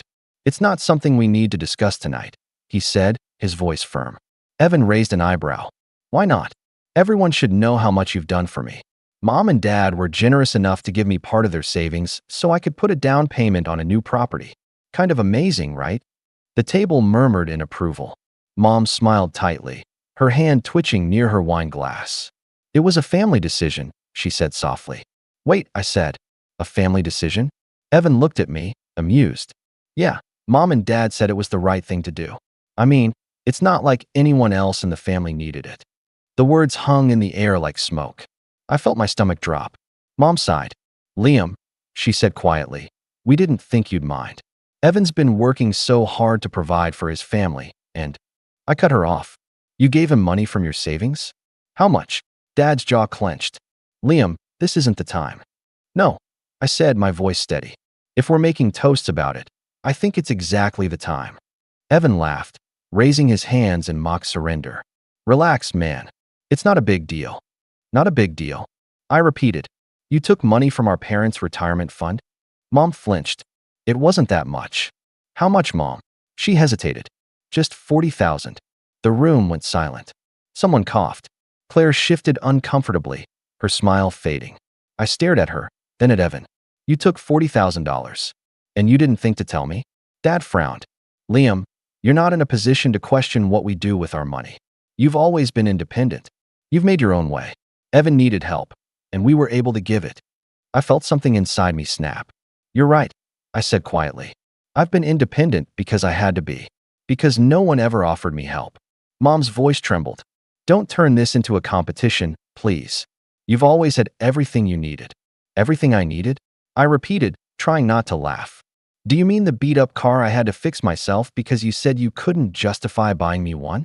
Or how about the time I got into college and you told me you'd already spent enough on Evan's tuition? Yeah, I remember all the generosity. Evan rolled his eyes. Oh, come on. You're seriously bringing that up now? You've always had a chip on your shoulder, man. It's not my fault you can't let go of the past. I looked at him, my pulse pounding. You're right. It's not your fault. It's mine, for thinking I was ever part of this family. The words hit the table like a hammer. No one spoke. For a long moment. All I could hear was the faint hum of conversation from other tables and the sound of my own breathing. Evan shrugged. You're overreacting, he said finally. Mom and Dad helped me because they trust me. You'd just waste the money. Waste it, I said slowly. You mean like how you wasted the money they gave you for that business venture in 2019? Or the time you borrowed Dad's car and crashed it, then blamed me? Mom gasped softly. Liam, don't bring that up. Why not? I asked. It's part of the same story, isn't it? Evan messes up, and everyone scrambles to protect him. I make one complaint, and I'm ungrateful. Evan stood up, his expression tightening. You're making a fool of yourself. No, I said, rising too. You did that for me years ago. He opened his mouth to respond, but before he could, the club manager appeared, different from the restaurant manager weeks ago, but the same look of polite alarm on his face. Is everything all right here? Fine. Evan said quickly, forcing a smile. Just a family discussion. I glanced around the table. Nobody met my eyes. Mom was staring down at her plate. Dad was rubbing his temples. Claire was biting her lip, clearly wishing she could vanish. I took a step back. You know what? I said. Enjoy your dinner. I turned and walked out before anyone could stop me. As soon as I reached the parking lot, I finally let the emotion hit me. Anger, disbelief, hurt. All of it rolled through me like a wave. It wasn't just about the money. It was about the realization that I was never considered equal, not even close. When I got home, I poured myself a glass of water and sat at my kitchen table, staring at nothing. I thought about all the times I'd tried to earn their respect, their approval. All the years I'd laughed at jokes that cut me, smiled through birthdays that felt hollow, attended dinners where I was the invisible guest. Then my phone buzzed. It was a text from Evan. You seriously embarrassed yourself tonight. Mom's crying. Dad's furious. You should apologize. I stared at the message, my hands trembling. Then, slowly, I smiled. Not the bitter kind. The quiet, dangerous kind. The kind that comes when something finally breaks free inside you. Because at that moment, I knew one thing for certain. This wasn't over. Not even close. The days that followed that dinner felt like living inside a fog. Everything looked normal from the outside. Work, morning coffee, the same quiet apartment. But inside, I felt gutted. I didn't realize how much hope I'd been holding on to until it was gone. That small, pathetic belief that maybe, one day, I'd finally be treated like family. But after that night, something inside me just shut off. Mom called the next morning. Her tone was clipped, rehearsed. Liam, she said, we need to talk about your behavior last night. My behavior? I asked, staring blankly at the wall. Yes, she said sharply. You humiliated your brother in front of everyone. You know how many people were there? Claire's parents. For goodness sake. That was supposed to be a celebration. I let out a low laugh. You mean the part where I found out you gave him 40 grand behind my back? She went silent for a moment. We didn't give him anything. It's a loan. Uh-huh, I said. And when exactly is he paying it back? Liam, please don't be petty, she said, her voice tightening. Evan has a family to take care of. You don't. There it was. The dagger, wrapped neatly in maternal tone. Right, I said. I forgot. My value's directly proportional to how many dependents I have. She sighed. You're twisting everything. You always do this. You make yourself the victim when no one's trying to hurt you. I'm not the victim, I said quietly. I'm just done pretending you're not playing favorites. Watch your tone, she snapped. We've always treated you the same. That line, treated you the same, hit me harder than anything else. Because it was such an obvious lie that it almost sounded cruel. My throat felt tight. You don't even believe that, I said. Not for a second. Goodbye, Liam, she said. Call me when you've calmed down. And just like that, she hung up. I stared at my phone for a long time, waiting for it to ring again. It didn't. That was the day I realized something had shifted for good. I wasn't angry anymore, not in that fiery, explosive way. I was just hollow. I stopped reaching out, stopped replying to the group chat, stopped trying. But that's the thing about silence. It makes people uncomfortable. Within a week, Evan texted me. You really think you're proving a point by ghosting everyone? I ignored it. A few hours later, another message. Mom's upset. She says you're acting immature. Still ignored it. Then a third. Fine, be a baby. You always were. I blocked his number after that. For the first time in my life, I went completely no contact with my family. No calls, no visits, no birthday texts. Nothing. The first few days felt strange, like detox. But by the second week, I started to feel lighter. I could breathe again without waiting for the next guilt trip. I threw myself into work, stayed late at the office, went for long runs in the evening just to keep my mind occupied. But the quiet hours, those were the hardest. That's when the memories crept back in. I'd remember being 13 and hearing Evan tell one of his friends, "Yeah, my parents adopted him when they couldn't have more kids. He's basically charity." I'd remember Mom saying, "You have to understand, Evan's under a lot of pressure, sweetheart," every time he said something cruel. I'd remember birthdays where my cake was store-bought and his was custom, or the Christmas when they gave him a new watch and me a sweater that was on sale. I'd brushed all of that off back then, convincing myself it didn't matter. But sitting alone in my apartment, I realized it did. Every moment of it had been building toward this quiet, painful clarity. 2 months passed before I heard from them again. I was at work, typing out an email, when my phone buzzed. It was Dad. I almost didn't answer, but curiosity got the better of me. "Hey," I said flatly. "Liam," he said, his voice stiff. "You've ignored your mother for weeks. What's going on?" "What's going on," I repeated slowly, "is that I'm tired." "Tired of what?" he demanded. "Tired of pretending everything's fine," I said. "Tired of acting like I haven't noticed the way you all treat me." He let out a frustrated sigh. "You're being dramatic. Families fight. It's normal." "Normal," I said, my voice tightening. "Dad, you gave my brother $40,000 and told me I should be happy for him. That's not normal." "I didn't tell you to be happy," he said defensively. "I told you to be understanding. You're single, you have no dependents, and you've got a steady job. Evan's carrying more responsibility than you. You could have been more supportive." There it was again, the logic that always seemed to justify his choices. "Supportive," I said, almost laughing. "You want me to support the person who's humiliated me in public twice in 1 month?" He didn't answer for a long time. When he finally spoke, his voice had softened. "You've always been sensitive, Liam. I'm sorry you feel slighted, but that's just how families work. You can't keep score." I wanted to scream, but I didn't. Because in that moment, I realized something. He wasn't capable of seeing it. None of them were. They didn't think they were wrong. They genuinely believed I was the problem. That realization hit harder than anything else. Because how do you fight something that deep? After that call, I stopped answering completely. Weeks passed, then months. The holidays came and went. I spent Christmas alone for the first time, eating takeout while it snowed outside my apartment. It should have felt depressing, but it didn't. It felt peaceful, quiet, honest. Still, there was this ache I couldn't shake. That tiny, stubborn part of me that wanted closure. That wanted them to call and say, "We were wrong." But they never did. In early spring, I ran into one of my cousins, Maya, at a coffee shop downtown. She froze when she saw me. Liam, oh my gosh, I haven't seen you in forever. I smiled faintly. Hey Maya, how've you been? She hesitated before saying, your family's been talking about you. I raised an eyebrow. I bet. She bit her lip. They said you cut them off for no reason. That you're being difficult. Of course they did. I don't believe it, she said quickly. I was at that dinner, Liam. I saw how uncomfortable you looked. It wasn't right. For the first time in months, I felt seen. Thanks, I said quietly. She hesitated, then leaned in a little. Can I tell you something weird? Sure. Evan's been bragging, she said. He said he's opening some new business, something with real estate. He even said he used family funds to start it. Family funds. I repeated. Yeah, that's what he called it. He said Mom and Dad were backing him, but he said it like he didn't have to pay it back.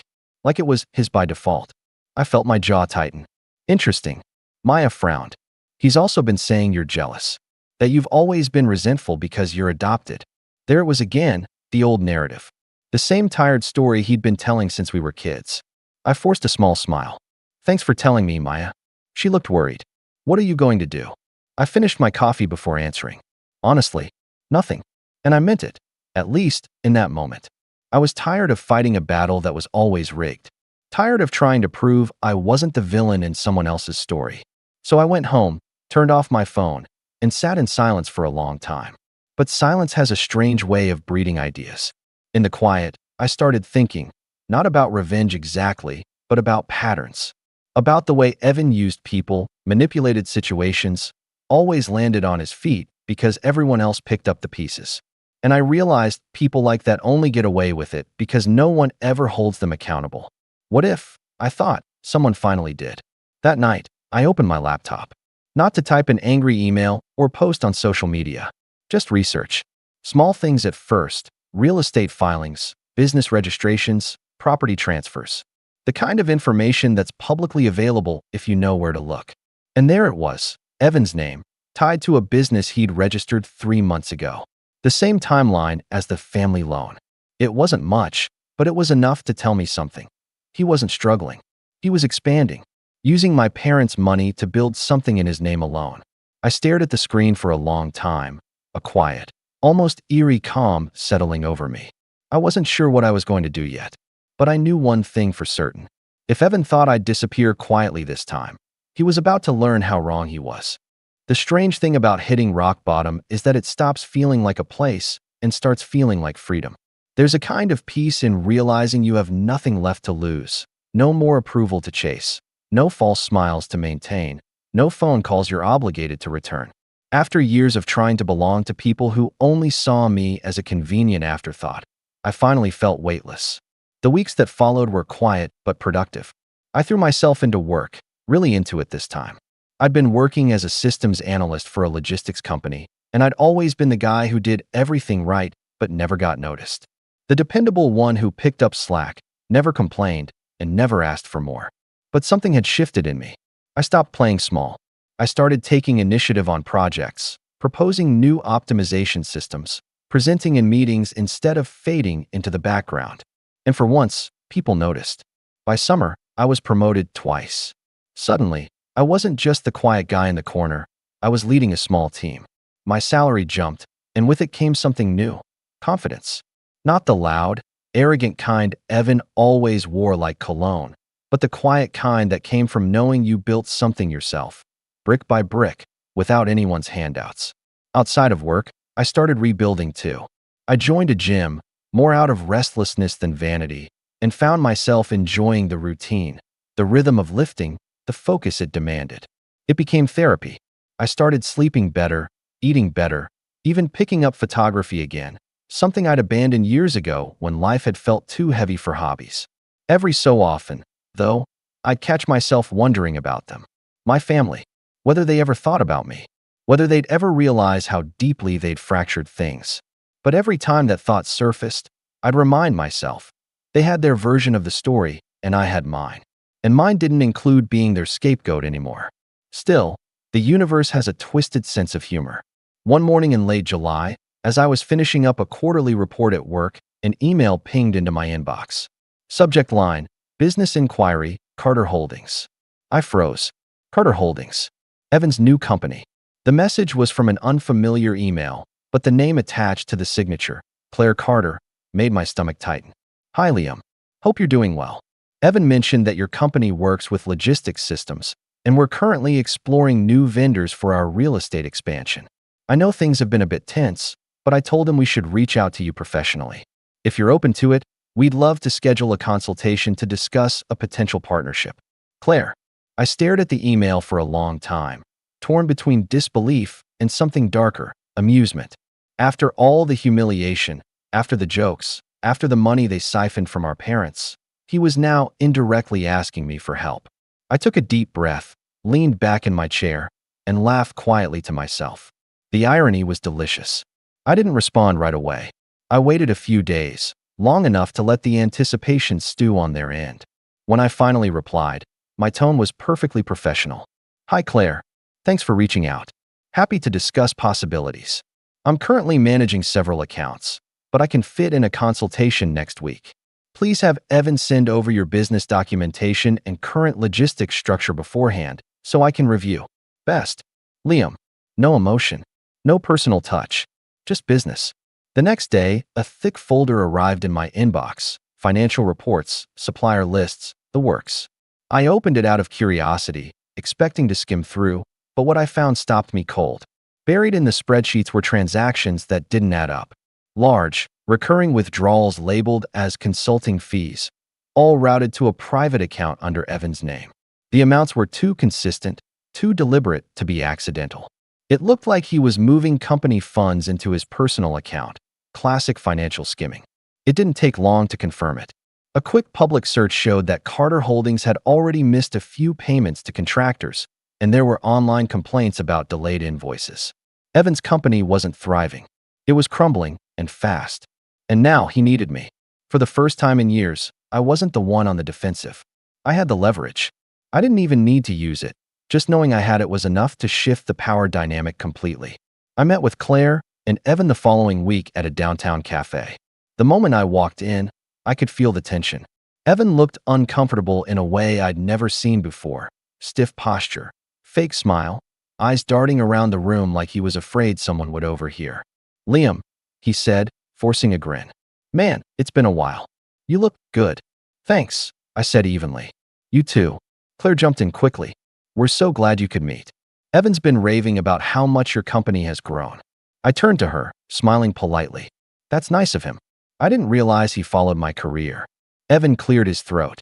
Well, you know, I try to keep tabs on everyone. Of course you do, I said. We talked business for a while, or rather, they talked and I listened. Evan used buzzwords he clearly didn't understand: scalability, operational synergy, trying to sound like the expert in the room. But the more he spoke, the more it became clear how deep he was in over his head. After an hour, Claire leaned forward. So what do you think? Would your company be able to handle our logistics? I folded my hands on the table. That depends, I said, on whether your company's stable enough to handle ours. Evan frowned. What's that supposed to mean? I slid my tablet across the table, opened to one of the documents they'd sent me. Your financials show recurring discrepancies, money moving from business accounts to a personal one. Yours. His face went pale. That's just internal transfers. You wouldn't understand the structure. Try me, I said quietly. For a long moment, he didn't speak. Then, defensively, you have no right to accuse me of anything. I didn't accuse you, I said. I just asked for clarification. Claire looked confused. Evan, what is he talking about? He shot her a look, but she didn't back down. I leaned back, calm as ever. I'm not interested in getting involved with a company that might be under financial investigation in 6 months, I said. It's bad optics for us. I wish you both the best, though. I stood up, gathered my things, and left before they could respond. As I walked out, I caught Evan's reflection in the cafe window. His expression twisted in panic, his composure cracked wide open. For the first time in my life, he looked small. After that meeting, things moved quickly. Word started spreading through the business community that Carter Holdings was struggling. Contractors were pulling out, vendors were demanding payment up front, and a few of his investors were starting to talk about legal action. I hadn't said a word, but I didn't have to. The truth was already loud enough on its own. Meanwhile, my life was thriving. Work was booming. My team had just landed a major client, and my boss started hinting about grooming me for a director position. I bought a small condo on the edge of the city, a place that finally felt like mine. No hand-me-down furniture, no guilt attached to it. Just peace. And yet, as much as I tried to focus on the good, part of me couldn't stop watching the slow unraveling of Evan's empire. It wasn't out of spite, not really. It was fascination, seeing how fragile arrogance looked when stripped of support. Then, one evening, out of nowhere, I got a text from Claire. "Can we talk? Please. It's important." I hesitated before replying. "About what?" "Evan's in trouble. Real trouble. He won't listen to me. I think you're the only one he might actually listen to." I stared at the message, unsure how to feel. The irony wasn't lost on me. The same people who'd laughed at me in restaurants and used my parents' money behind my back now needed me to fix what they'd broken. I didn't answer that night. I poured myself a drink, sat on my balcony, and watched the city lights flicker below. I thought about all the times I'd sat in my car after family dinners, replaying cruel jokes in my head, wondering what was wrong with me. And now, here I was, content, successful, free, and for the first time, they were the ones drowning. It should have felt vindicating, and it did. But beneath the satisfaction was something deeper, a quiet sense of clarity. I finally understood that power wasn't about control or revenge. It was about freedom. The freedom to walk away, to live without needing their approval, to let them choke on the silence they once demanded from me. Still, something told me this wasn't the end. I didn't know it yet, but Evan's downfall was about to drag everyone into it, including me. I didn't reply to Claire's message that night, but I couldn't stop thinking about it. There was a time when I'd have dropped everything to help, when I still believed family meant something sacred. But now, I'd seen what family meant to them. It was a hierarchy, a system built on convenience, guilt, and control, and I was done playing at the bottom. Still, curiosity got the better of me. The next morning, I did a quick search, Carter Holdings News. The first headline stopped me cold. Local developer accused of misusing investor funds. The article was short but brutal. Evan's company was under audit for suspicious transfers and missing investor payments. The investigation was still ongoing, but the damage was already done. Clients were backing out, investors were lawyering up, and his name was being dragged through the mud. I should have felt pity, but I didn't. What I felt was opportunity. That afternoon, Claire called. I let it ring twice before picking up. "Liam," she said, her voice shaking slightly. "Thank you for answering. Please, just hear me out." I leaned back in my chair. "Go on." "It's bad," she said. "Evan's panicking. He's been trying to move money around to cover the gaps, but it's too late. The investors are furious. If this goes to court, we could lose everything. I don't know what to do." "We?" I asked calmly. She hesitated. "Look, I know you and Evan haven't been close, but he's still your brother." "No," I interrupted. "He's your husband. Not my responsibility." She was quiet for a long time. Then, in a smaller voice, "I think he's been hiding things from me too. About the accounts. About where the money went. He's not himself anymore." I didn't say it, but the truth was obvious. Evan had finally outsmarted himself. Before hanging up, she said something that caught my attention. "Liam, I think he might have used some of your parents' money too, without telling them." That stopped me cold. "What?" "Your mom called me last week, asking if we'd paid her back yet. But Evan swore he'd already transferred the money. I checked the accounts. It never happened." I thanked her, hung up, and sat there for a long time, fingers tapping the desk. Evan hadn't just burned his investors. He'd lied to our parents. Used them. Again. And that's when everything clicked into place. The revenge wasn't about humiliating him anymore. It was about justice. About balance. About finally making him face the consequences he'd spent his whole life escaping. I started with a few phone calls. Subtle ones. A contact I had in the finance department at work. A friend from college who now worked in legal auditing. I didn't tell them much, just pointed them toward public filings, discrepancies, and patterns I'd noticed. Within days, more eyes were on his accounts. Quietly. Then I paid my parents a visit for the first time in nearly a year. When Mom opened the door, she looked shocked. "Liam." "Hi, Mom," I said. "Can we talk?" Dad appeared behind her, stiff but cautious. We sat in the living room, the silence heavy. Old family photos lined the walls. Evan's graduation, Evan's wedding, Evan holding his baby. My face showed up in maybe two of them. I heard about Evan, I began. How much money did you give him exactly? Dad frowned. That's private. Dad, I said softly. You told me it was 40,000. Claire says you haven't gotten a cent back. They both went pale. Mom's voice cracked. He said he returned it months ago. He didn't, I said. He's been lying. And now his company's collapsing. You need to check your accounts. Make sure nothing else is missing. Dad stood up, his expression darkening as realization dawned. Are you saying he stole from us? I'm saying you should find out before it's too late. That night, they did. And what they found confirmed everything.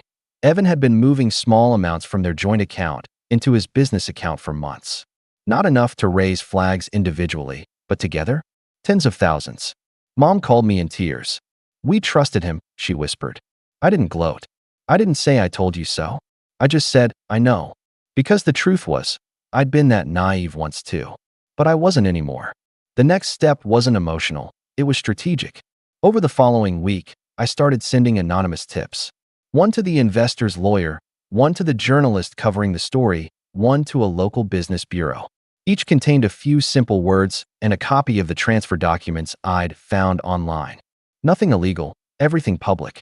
Just enough to guide them toward the truth. By the end of the month, Carter Holdings was officially under investigation. Evan's accounts were frozen. His name started trending for all the wrong reasons. And just when the storm hit its peak, I made one last move. I met with my boss and proposed a small expansion plan, a side partnership using my department's new analytics system. He loved it. Within weeks, the project launched. We called it LMC Logistics Solutions, my initials. 3 months later, it was profitable. 6 months later, it was thriving. And one evening, while I was closing up my office, I got an email from a property liquidation firm asking if I'd be interested in purchasing a commercial lot in foreclosure. The owner? Carter Holdings. Evan's building. I sat there staring at the screen for a long time before replying. I'll take it. The sale went through quietly. He never knew who bought it. He was too busy dealing with lawsuits and frozen accounts. It wasn't about revenge anymore. Not in the petty sense. It was poetic justice. He'd spent his life using people to build himself up, and in the end, I used his collapse to build something real. Something mine. A few weeks later, Claire reached out again. Her message was short. Evan's moved back in with your parents. They're barely speaking to him. I just thought you should know. I didn't reply. I didn't need to. That weekend, I drove out to the property I now owned.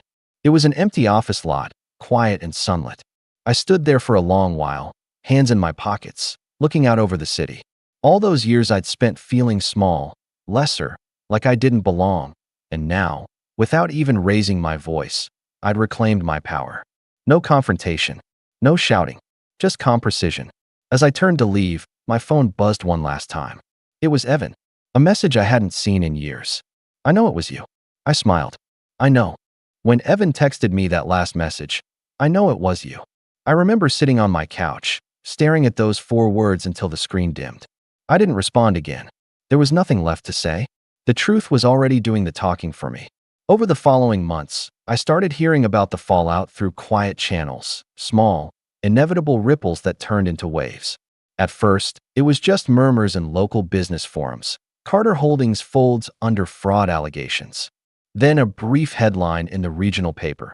Developer's company declared insolvent amid financial mismanagement probe. By that point, Evan's life was unraveling faster than he could patch it.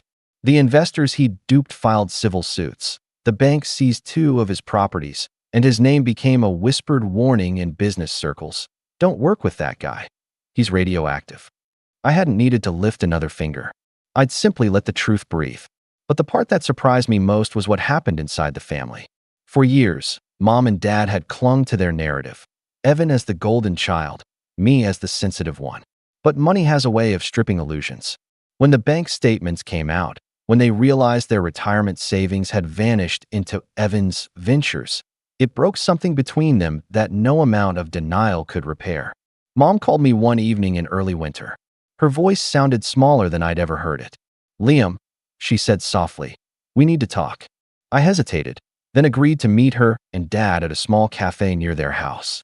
When I arrived, they both looked older, not just physically, but in spirit. There were dark circles under Dad's eyes, and Mom kept wringing her hands like she couldn't stop herself. For the first time in my life, they looked uncertain. Human. Mom spoke first. You were right, she said, her voice trembling. About everything.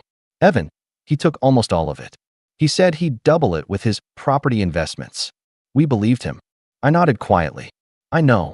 Dad swallowed hard, his tone heavy with shame. He mortgaged our house behind our backs, Liam. He forged my signature on a second loan. We found out last month. For a moment, I couldn't even speak. He what? Yeah, Dad said bitterly. The bank's taking the house. We're staying with your aunt until we figure something out. It hit me then, not triumph, not vindication, but something quieter. Sadness, maybe. Grief for what could have been if they'd just listened sooner. Mom looked up at me, tears in her eyes. I don't expect you to forgive us. But we were wrong. About him. About you. We treated you like an outsider when you were the only one who ever told us the truth. I didn't know what to say. For years, I'd imagined this moment, them finally admitting it, and I thought it would feel good. But sitting there, I just felt tired. I don't need an apology, I said quietly. I just wanted honesty. Dad nodded slowly. You've always had more integrity than any of us. I see that now. We sat there for a while, just silent. There wasn't much left to fix, but there was a small sense of peace, the kind that comes from no longer carrying someone else's burden. I paid for their coffee, hugged Mom, and left. A week later, I drove past their old house, the one Evan had mortgaged. There was a bank foreclosure sign planted in the front yard. The porch lights were off, the windows dark. I sat there in my car for a long time, watching the house fade into memory. It felt like closing the door on an entire chapter of my life. As for Evan, his downfall only deepened. Once the lawsuit started, he panicked. He tried to shift the blame to a non-existent accountant, then to Claire, then even to the investors themselves. But the evidence was too clear, and everyone who'd once laughed at his charm now turned their backs. Claire filed for divorce 6 months later. She got custody of their daughter and moved to her parents' place 2 towns over. When I ran into her months after that, she looked exhausted but free. She told me Evan was working part-time at a small construction firm, barely scraping by, living in a rented basement suite. He still doesn't get it, she said. He thinks he's the victim. I nodded. He always did. She smiled faintly. You were the only one who ever saw him for what he was. I didn't respond. Because the truth was, I hadn't seen him. I'd survived him. That night, I went home and opened a folder on my laptop labeled Past. Inside were all the files I'd collected, financial records, screenshots, articles, proof of everything. I hovered over the folder for a long time, then deleted it. There was no satisfaction left in holding on to it. That was the difference between us. Evan needed to control people to feel powerful. I didn't. My peace didn't depend on anyone's destruction. I was finally free. Months passed. My business continued to grow, and I hired new staff, some of them kids right out of college. I made it a point to mentor them, to give them the kind of encouragement I'd always wished someone had given me. Watching them succeed became my quiet redemption. One afternoon, I got a letter, an actual handwritten letter, with no return address. Inside was a single piece of paper. The handwriting was unmistakable. Liam, I don't expect you to forgive me. I just want you to know I understand now. Everything I did, everything I said, it was out of jealousy. You were always stronger than me. You didn't need approval. You didn't need anyone. That scared me. I've lost everything. But maybe that's what I needed to finally see it. Take care of Mom and Dad. They don't deserve what I did to them. Evan. I sat there for a long time, reading it over and over. Part of me wanted to rip it up. Another part of me wanted to believe it. But I didn't reply. Some things are better left unspoken. A few weeks later, Mom called again. He's moving out of state, she said softly. Starting over somewhere new. Good, I said. He needs that. And that was it. That was how the Carter family quietly fractured and rebuilt. Not with a dramatic reunion, not with forgiveness or hugs, but with distance, honesty, and silence. Mom and Dad eventually bought a small apartment downtown. We speak sometimes now, cautiously, carefully, like 2 people learning a language they once mangled. It's not perfect, but it's real. I visit them every now and then. I bring groceries, fix things around their place. I don't do it out of obligation. I do it because it feels right. Because I finally get to choose what kind of person I want to be, without anyone defining it for me. And sometimes, on quiet nights, I think back to that restaurant. The toast, the laughter, the humiliation. The moment my brother raised his glass and said, "Everyone, let's toast to family, except for Liam." I remember how small I felt, how powerless. And then I remember sliding that $3,270 bill across the table and watching his face drain of color. The first crack in a mask that would eventually shatter completely. In a way, that moment wasn't just the start of my revenge, it was the start of my freedom. Because sometimes you don't get justice by fighting louder. You get it by walking away and letting the truth do its work. And when the dust finally settles, you realize the sweetest revenge isn't watching them fall. It's standing tall in the silence they left behind. I still remember that night like it was burned into my memory, the night everything snapped. My name's Aaron. I'm 19 now, but back then, I had just graduated high school. You'd think that'd be one of those moments you never forget because of pride or celebration. For me, it's unforgettable for a completely different reason. It was supposed to be my day. The one day that wasn't about my sister or my parents or their drama. Just me. The first in the family to graduate with honors. The kid who worked part-time at a grocery store to pay for his own car, who stayed up until 2 a.m. studying while everyone else slept. But apparently, even that was too much attention for me to have. My sister, Lily, is 2 years younger than me. She's complicated. Growing up, she was the kind of kid who could throw a tantrum in the middle of a restaurant and still somehow walk away with a free dessert. She had this way of turning every situation into something about her. Broke a plate? It was because she was too stressed. Lied about a test? Because the teacher didn't like her. And my parents, especially my mom, always rushed to smooth things over. "She's sensitive," Mom would say. "You're older, Aaron. You need to understand." That phrase, "you need to understand," might as well have been tattooed on my brain by the time I turned 18. I guess I started noticing the favoritism early on, but I didn't have a word for it then. It started small. Lily got the newer phone, the bigger birthday parties, the constant praise for things that, frankly, weren't that impressive. I'd bring home an A, and my parents would nod like it was expected. Lily brought home a B, and suddenly she was so hardworking. I tried not to let it get to me.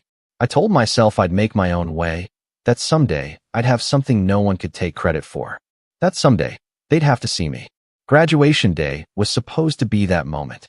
I had imagined it for years. The cap, the gown, the photos, maybe a small family gathering afterward. My parents promised they'd throw a party at our house. Nothing big, just close friends and family. I'd been counting down the days. But a week before the ceremony, Lily started acting weird. Quiet. Irritable. I thought maybe she was stressed about finals or something. I didn't realize she was setting the stage for what was about to happen. The night before my graduation, Mom called me downstairs.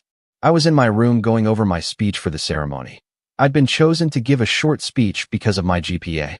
She was standing in the kitchen with Dad, both of them looking like they were about to deliver some bad news. "Aaron," Mom started, her voice oddly gentle. "We need to talk about tomorrow." I remember frowning, confused. "What about tomorrow?" "The party," she said, glancing at Dad. "We've decided to postpone it." "Postpone?" My heart sank. "What do you mean postpone it?" "What?" Dad sighed like it was somehow my fault for even asking. "Your sister's been going through a lot lately," he said. "She's been feeling overshadowed." I laughed, thinking it was a joke. Overshadowed? It's my graduation, not a spotlight competition. Mom's tone sharpened. "Aaron, she's your sister. You need to be more understanding. She's been struggling emotionally. The attention lately has been hard for her." I stared at them, waiting for one of them to crack a smile, to admit this was some kind of ridiculous test. But they didn't. "So, you're canceling my graduation party because she feels left out?" I asked, my voice shaking between disbelief and anger. "It's not canceled," Mom said quickly. "Just postponed. We thought it might be nice to combine it with something for Lily later this summer. Maybe when she gets her driver's license." I can still feel that cold wave of realization washing over me. The way my stomach dropped, the way my throat closed up. They weren't joking. My own parents were stealing my moment because my sister didn't like that I had won. I didn't yell. I didn't cry. I just stood there, staring at the two people who were supposed to be proud of me, realizing for the first time that maybe they never would be. "Okay," I said finally, forcing a small nod. "If that's what you think is fair." I went back to my room, closed the door, and sat on my bed for what felt like hours. The next morning, I went to the ceremony alone. They showed up late, of course, right as I was walking onto the stage to get my diploma. Lily didn't clap. She sat there scrolling through her phone while my parents smiled like nothing was wrong. I remember scanning the crowd, seeing everyone else's families cheering, taking pictures, holding up signs, and I felt completely hollow. I smiled for the cameras, but inside, I was done.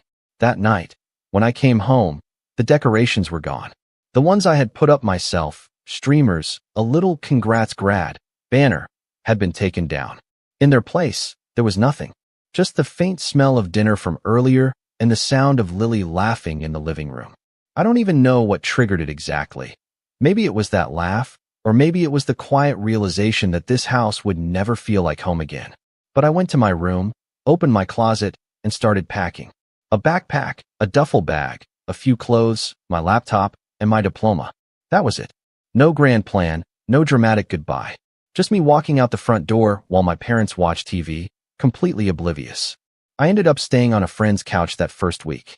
Then another. Then eventually, I found a small room to rent downtown near the bus stop. It wasn't much, cracked walls, leaky faucet, but it was mine. For the first time, no one told me I had to understand anyone else's feelings before my own. I got a job at a small tech store repairing phones and laptops. It wasn't glamorous, but I was good at it, and the owner liked my work ethic. That job became the start of something I didn't even know I was capable of. But before any of that, before things turned around, there were some dark months. Nights where I'd lie awake wondering if I'd made a huge mistake leaving. Wondering if my parents even noticed I was gone. They didn't call. Not once. It wasn't until almost 3 months later that I got my first message from Mom. Not to ask how I was doing. Not to apologize. But to tell me Lily missed me and that I should stop being stubborn. I read it over and over, feeling that familiar sting of guilt, the same one they'd used to control me for years. But I didn't reply. Not yet. That's how it started. The silence. The distance.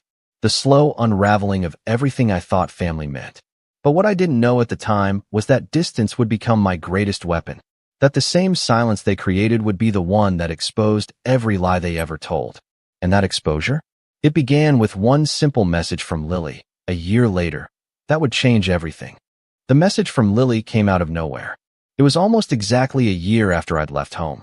I was sitting in the back of the repair shop where I worked, eating a late lunch and scrolling through my phone, when I saw her name pop up on the screen. It was just one line. "Hey, Mom said you're still mad. Can we talk?" I stared at it for a good minute, half expecting it to be a mistake. It wasn't. My heart twisted in that familiar way it always did when I saw her name. Half guilt, half resentment. A year ago, she'd barely looked up from her phone while my parents were canceling my graduation party for her sake. Now suddenly she wanted to talk? Still, curiosity got the better of me. I typed back a short reply. "What do you want to talk about?" She didn't answer right away. Hours passed, customers came and went, and I almost forgot about it. Until my phone buzzed again that evening. "Can you come by this weekend? Mom wants everyone together for dinner." For a moment, I thought maybe, just maybe, they were trying to make things right. Maybe time had softened something in them. Maybe they missed me. But the second I showed up that weekend, I realized how wrong I was. The house looked exactly the same, but it felt smaller somehow. Like all the warmth had been drained out of it. My mom greeted me at the door with that tight, overly bright smile she always used when she wanted to look like the perfect parent. Dad was in his recliner watching TV. Lily was sprawled on the couch in designer clothes that I definitely knew she hadn't paid for herself. "Well, look who finally decided to visit," Mom said, brushing imaginary dust off my shoulder. "You look different." "Yeah," I said. "Guess working full-time does that." She gave a little laugh, but her eyes were already darting toward Lily, who hadn't even acknowledged me yet. "Lily, say hi to your brother." "Hey," Lily muttered without looking up. That was about the extent of the warmth I got that night. Dinner was awkward, filled with long silences and half-hearted questions about my job. I told them I was doing okay, saving money, and thinking about taking night classes in computer repair. Mom's response was a sigh. "You're still doing that? Don't you think it's time to find something more stable?" "It is stable," I said, keeping my tone calm. "I'm good at it." My boss said. "Aaron, no offense," Dad cut in, "but fixing phones isn't a career. You're smart. You should be in college like your sister will be soon." That hit harder than I expected. My sister hadn't even graduated yet, and already she was being praised for potential while my actual hard work was being dismissed. Mom quickly jumped in, trying to redirect the conversation. Speaking of that, she said, Lily got accepted to state. Isn't that wonderful? I forced a smile. Yeah, that's great. Lily finally looked up, smirking like she'd just won something.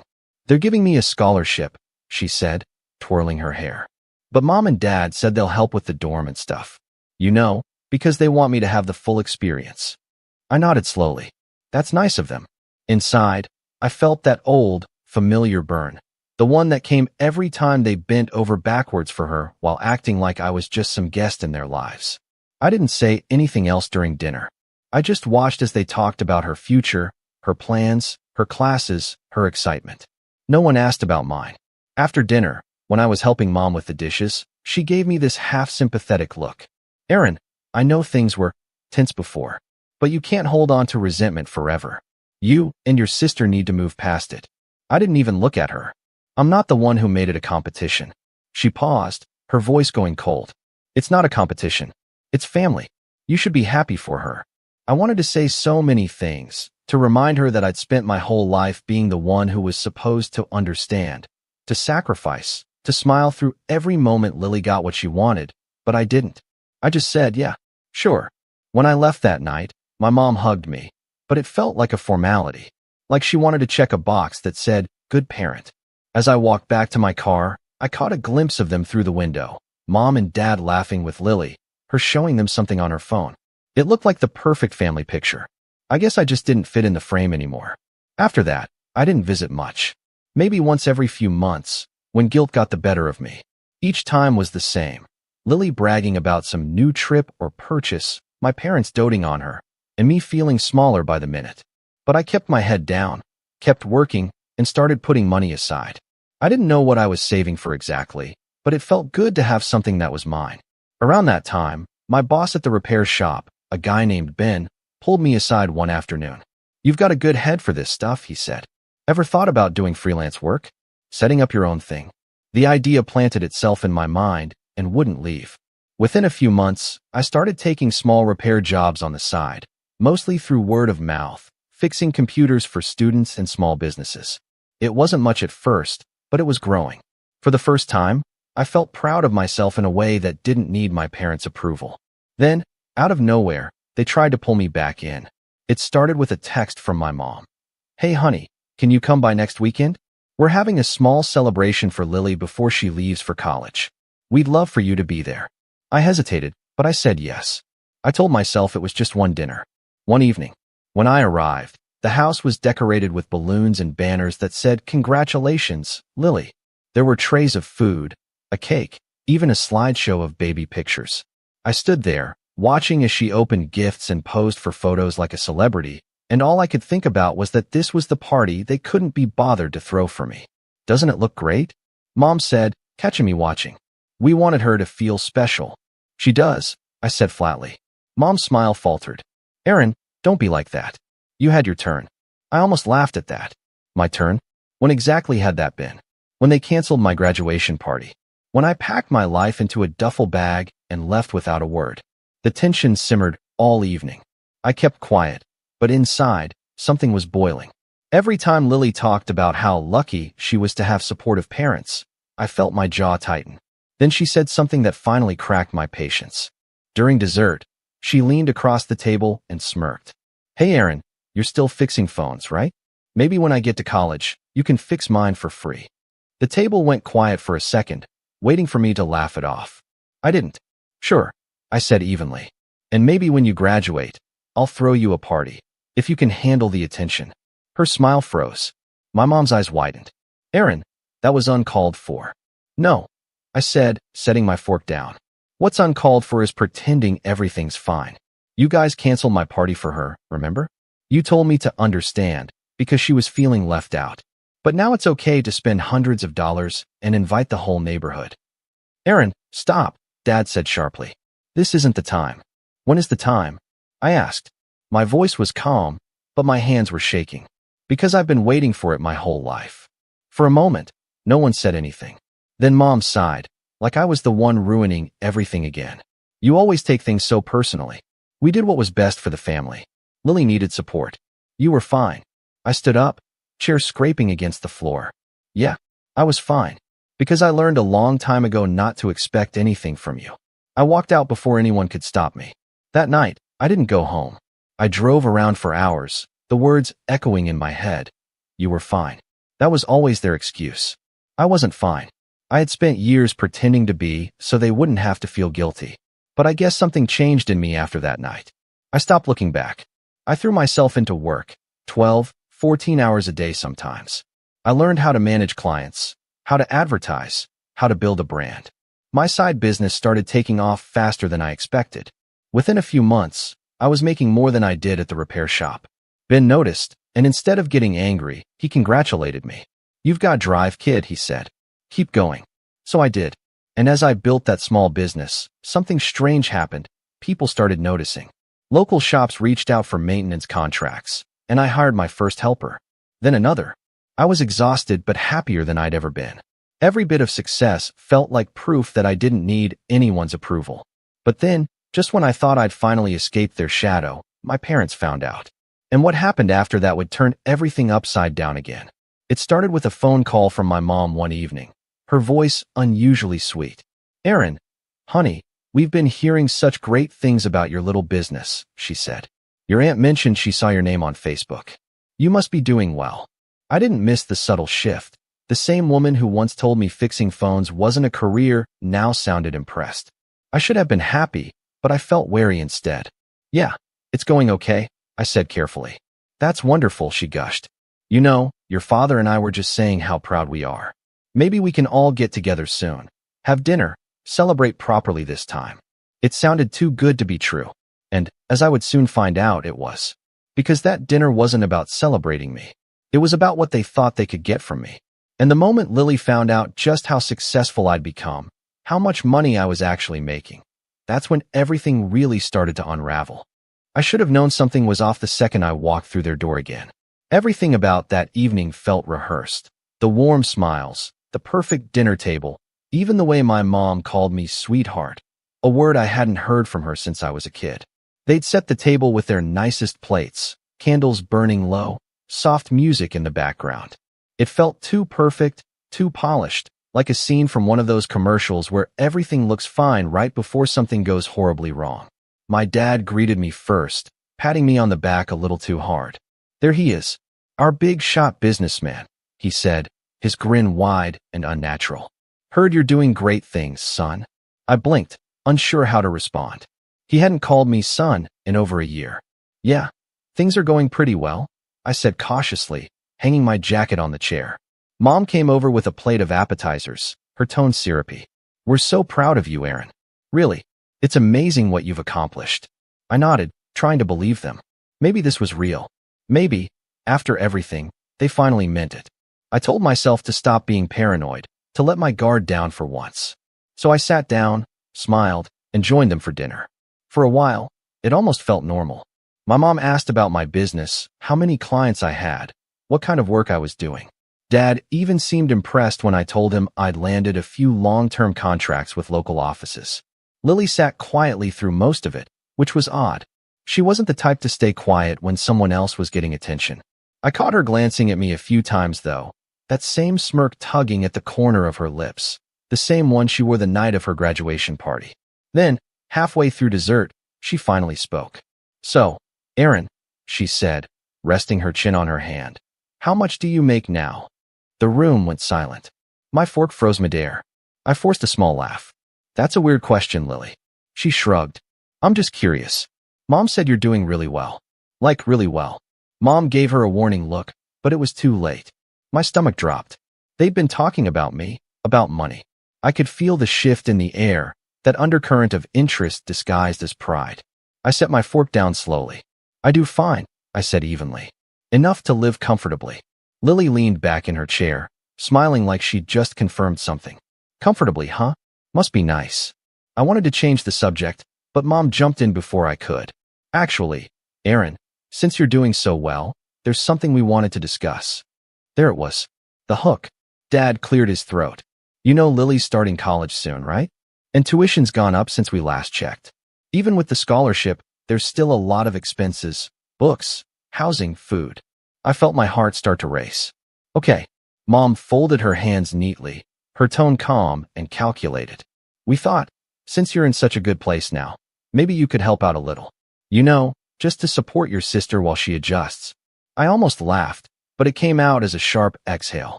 You want me to pay for her college? Not all of it, she said quickly, like that would make it better. Just some of the costs. It's family, Aaron. We help each other. I stared at them, my brain trying to catch up. A year ago, they'd let me walk out with nothing. No support, no concern. And now that I'd finally built something on my own, they wanted a piece of it. Mom, I said carefully, when I left, you didn't even call. You didn't care where I was or how I was doing. Why now? Her expression softened in that fake, motherly way she always used to get her way. We didn't want to pressure you. You needed space. But things are different now. We're all older, wiser. Can't we just move on from the past? Dad nodded, his tone firm. Your family, Aaron. We take care of each other. Lily's your sister. I turned to Lily. What do you think about this? She shrugged. It's not a big deal. You've got money, right? It's not like you're buying me a car or anything. That line hit me like a slap. The entitlement, the utter lack of awareness. It was all so familiar. I felt something crack inside me. You know what, Lily? You're right. It's not like I'm buying you a car. Because I'm not buying you anything. Her smile dropped. Mom's face went stiff. Aaron, that's not fair, she said sharply. You're being selfish. Selfish? I repeated, my voice rising. You canceled my graduation party for her. You made me feel like celebrating my success was some kind of crime. I left this house because of that, and now you want me to bankroll her education? How is that not selfish? You're overreacting, Dad said, his tone suddenly cold again. We're asking for help, not a handout. Family helps family. I stood up. Family also shows up when you graduate. Family calls to check in. Family doesn't pretend you don't exist until they need something. For a long moment, no one said anything. Then Mom's expression changed. Her pitying look hardened into something else. You know, Aaron, I don't like your tone. We've always done our best for you. Maybe if you hadn't run off, things would be different. That was the final straw. You didn't lose me because I ran off, I said quietly. You lost me because you chose her every single time. I grabbed my jacket and walked toward the door. But before I could leave, Lily's voice stopped me. You're gonna regret this, she said, her tone smug. You think you're better than us now, but guess what? You'll come crawling back eventually. You always do. I turned around, meeting her gaze. Not this time. I left without looking back. That night, I couldn't sleep. The anger was too strong, pulsing through me like electricity. I kept replaying every moment, every word, every fake smile. I realized something I hadn't before. They didn't want reconciliation. They wanted access to my success, to my money, to the proof that I'd made it without them. A few weeks passed.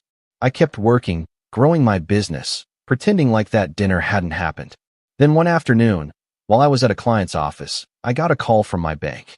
The woman on the line sounded concerned. Mr. Reeves, we just wanted to confirm a transfer request for $4,000 to a Lily Reeves. Is that correct? My blood went cold. What? No, absolutely not. She paused. It came from your online account. The request was submitted earlier today. My mind was spinning. Cancel it. Freeze the account. After hanging up, I logged in immediately, and sure enough, there it was. A pending transfer to Lily. Somehow, she'd gotten into my account. I sat there in disbelief, staring at the screen. I hadn't given her my information. I hadn't even told her which bank I used. But she must have guessed, or maybe Mom helped her. That thought hit harder than anything else. I called my mom, my hands shaking. She answered cheerfully, like nothing was wrong. Hi, honey. Everything okay? Did you or Lily try to take money from my account? Silence. Then, that fake innocence. Aaron, what are you talking about? Don't play dumb, I snapped. There was a transfer attempt. For $1,000 to Lily. How did she even know where I bank? Mom hesitated, her tone suddenly defensive. She just mentioned she needed help paying for books and rent. We thought maybe. I repeated, my stomach twisting. So you did help her? Aaron, calm down, she said quickly. We didn't take anything. We just thought, since you're doing well, you wouldn't mind. It's not like you'd miss it. I was speechless. For a moment, I couldn't even process what I was hearing. My own mother had helped my sister try to take money from me and justified it because I wouldn't miss it. I hung up without another word. That night, sitting alone in my apartment, I realized the truth. There was no going back. This wasn't a misunderstanding. It wasn't a rough patch. It was betrayal, pure and deliberate. And for the first time in my life, I didn't feel sad about it. I felt clear. Cold, maybe, but clear. They'd crossed a line that couldn't be uncrossed. But what they didn't realize, what they couldn't have known, was that I wasn't the same kid they'd guilt and gaslit into silence. I had something now that they never expected me to have: independence, resources, and a plan forming in the back of my mind. Because if they thought they could use me again, they were about to learn exactly what it meant to underestimate the son they'd cast aside. And Lily's next move? It would give me every reason I needed to strike back in a way none of them would ever see coming.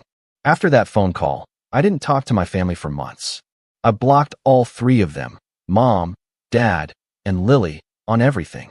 No texts, no calls, no happy birthday messages that came with hidden guilt trips. Nothing. It was like cutting a cord I'd spent years tangled in, and for a while, it felt hollow. I'd sit in my tiny apartment at night, lights off, scrolling through old pictures, Christmases, birthdays, vacations, and wonder how long they'd been pretending. How long they'd smiled to my face while quietly choosing her over me. But mostly, I felt tired. Not angry. Not vengeful. Just done. I didn't tell anyone what happened at first. Not Ben. Not the few friends who still checked in. I just threw myself into work. The repair business that started in a dusty backroom had grown faster than I could have imagined. I was working 16-hour days sometimes, fixing phones, upgrading laptops, building websites for local shops that couldn't afford big tech companies. It wasn't glamorous, but it was mine. That sense of ownership became my fuel. Every job I finished felt like a small victory, proof that I didn't need anyone to validate me anymore. By the end of that year, I'd saved enough to move into a small office downtown. It had peeling paint and flickering lights, but when I saw my name, Reeves Tech Services, on the front window, I stood there for a long time, just staring. That was the moment I knew I'd never go back. Still, there were nights I felt that familiar ache. I'd see families walking together on weekends, laughing, and that voice in my head would whisper, "You should have had that too." But then I'd think about that transfer attempt, the betrayal, and the ache would harden into resolve. I promised myself something that night. I would never let them take anything from me again. Not money, not time, not peace. A few months later, my business really took off. One of my clients, an older guy named James who owned a chain of small furniture stores, asked me to help him set up an inventory system. I did it in half the time he expected, and when he realized how efficient it was, he recommended me to everyone he knew. Within weeks, I had more work than I could handle. I hired my first employee, a college kid named Tyler who reminded me a little of myself. Quiet, hardworking, just trying to prove he belonged somewhere. "Man, your story's crazy," Tyler said one night as we were closing up. "Starting all this from scratch after leaving home? Most people wouldn't have made it." I just shrugged. "You'd be surprised what you can do when no one's clapping for you." That became my motto. By the time Lily finished her first year of college, I had 3 employees, a small fleet of company laptops, and contracts with half a dozen businesses in the city. I'd upgraded from that cramped apartment to a modest condo near the river. Nothing fancy, but it had space, light, and silence. The kind of silence that felt peaceful, not lonely. Life was good, better than it had ever been. Then one day, as I was reviewing invoices, an email popped up. The subject line read, "Hey stranger." It was from Lily. For a moment, I just stared at it, debating whether to delete it. But curiosity got the better of me. The message was short, written in her usual breezy tone. "Hey Aaron, heard from Mom that you're doing really well. Congrats, I guess. Anyway, I'm kinda in a rough spot. My car broke down and I don't have the money to fix it. I was wondering if you could help out, just this once. I'll pay you back when I can." I almost laughed. The nerve. After everything she'd done, after trying to steal from me, she had the audacity to ask for help. I didn't even bother replying. I just archived the email and went back to work. But that message stuck in my head for days. Not because of what she asked, but because of what it revealed. She'd only reached out because she thought I'd say yes. Because deep down, She and my parents still believed I was the same passive, guilt-driven son they could manipulate. They hadn't realized I'd changed. Over the next few months, I focused on scaling my business even more. I took online courses in digital marketing, learned how to automate systems, built an actual brand identity. The business grew faster than I expected. By the end of the year, I was earning more in a month than I used to make in a year. That success didn't go unnoticed. My parents started showing up in small ways again, liking old social media posts, commenting generic compliments like "so proud of you" under photos of the office.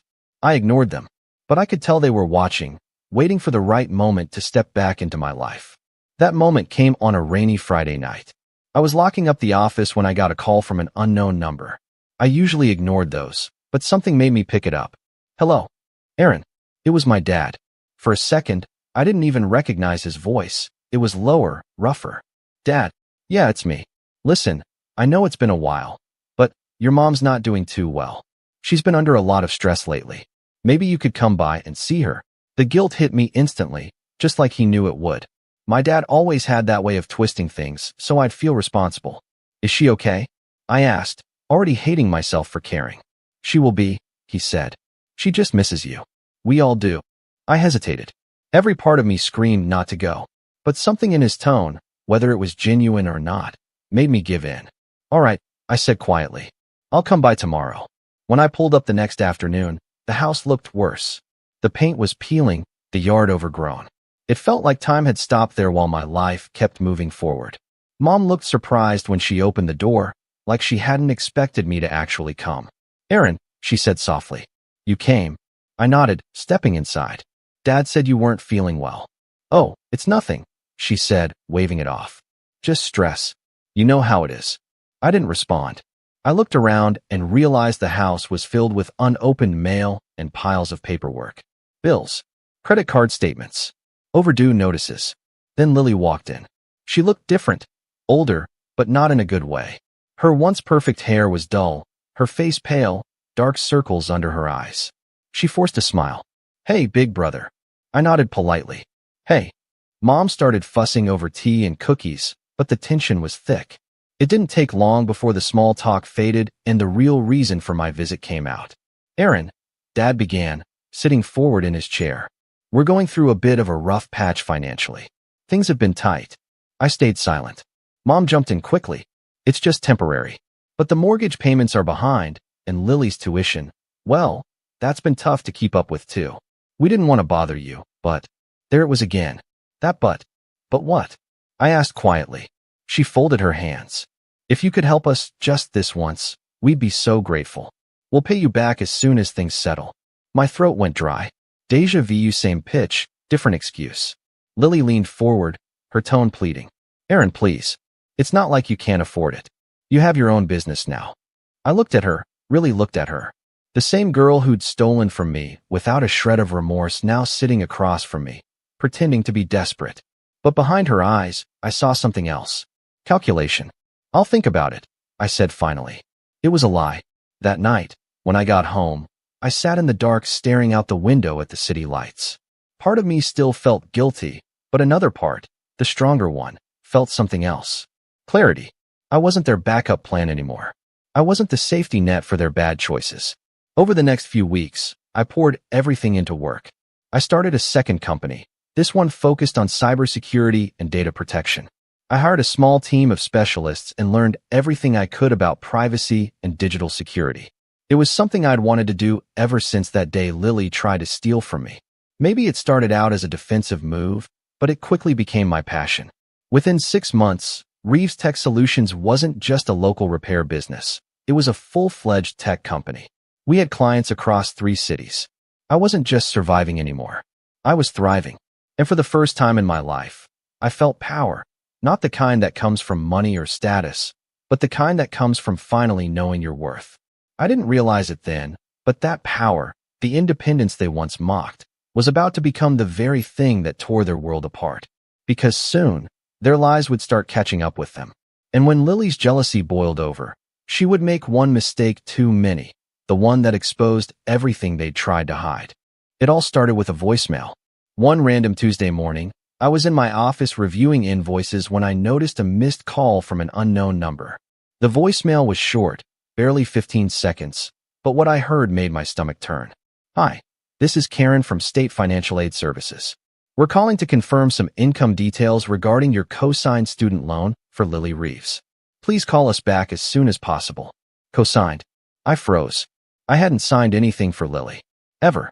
I called the number immediately, and after verifying my identity, the woman on the line politely explained that my name was listed as a co-signer for Lily's student loan, one that had been approved a few months earlier. The blood rushed to my ears. "There must be a mistake," I said. "I didn't co-sign any loan." She hesitated. "We have a signed form with your name and signature, sir." I asked her to send me a copy. When I opened the PDF later that day, my hands started shaking. There it was, my name, my signature, my information. Except the signature wasn't mine. It was forged. They'd forged my signature. I stared at that paper for a long time. My parents' address was listed as the contact. Lily's phone number. Everything about it screamed manipulation. I could even picture how it happened. Lily crying about tuition, Mom comforting her, Dad suggesting they just handle it for now.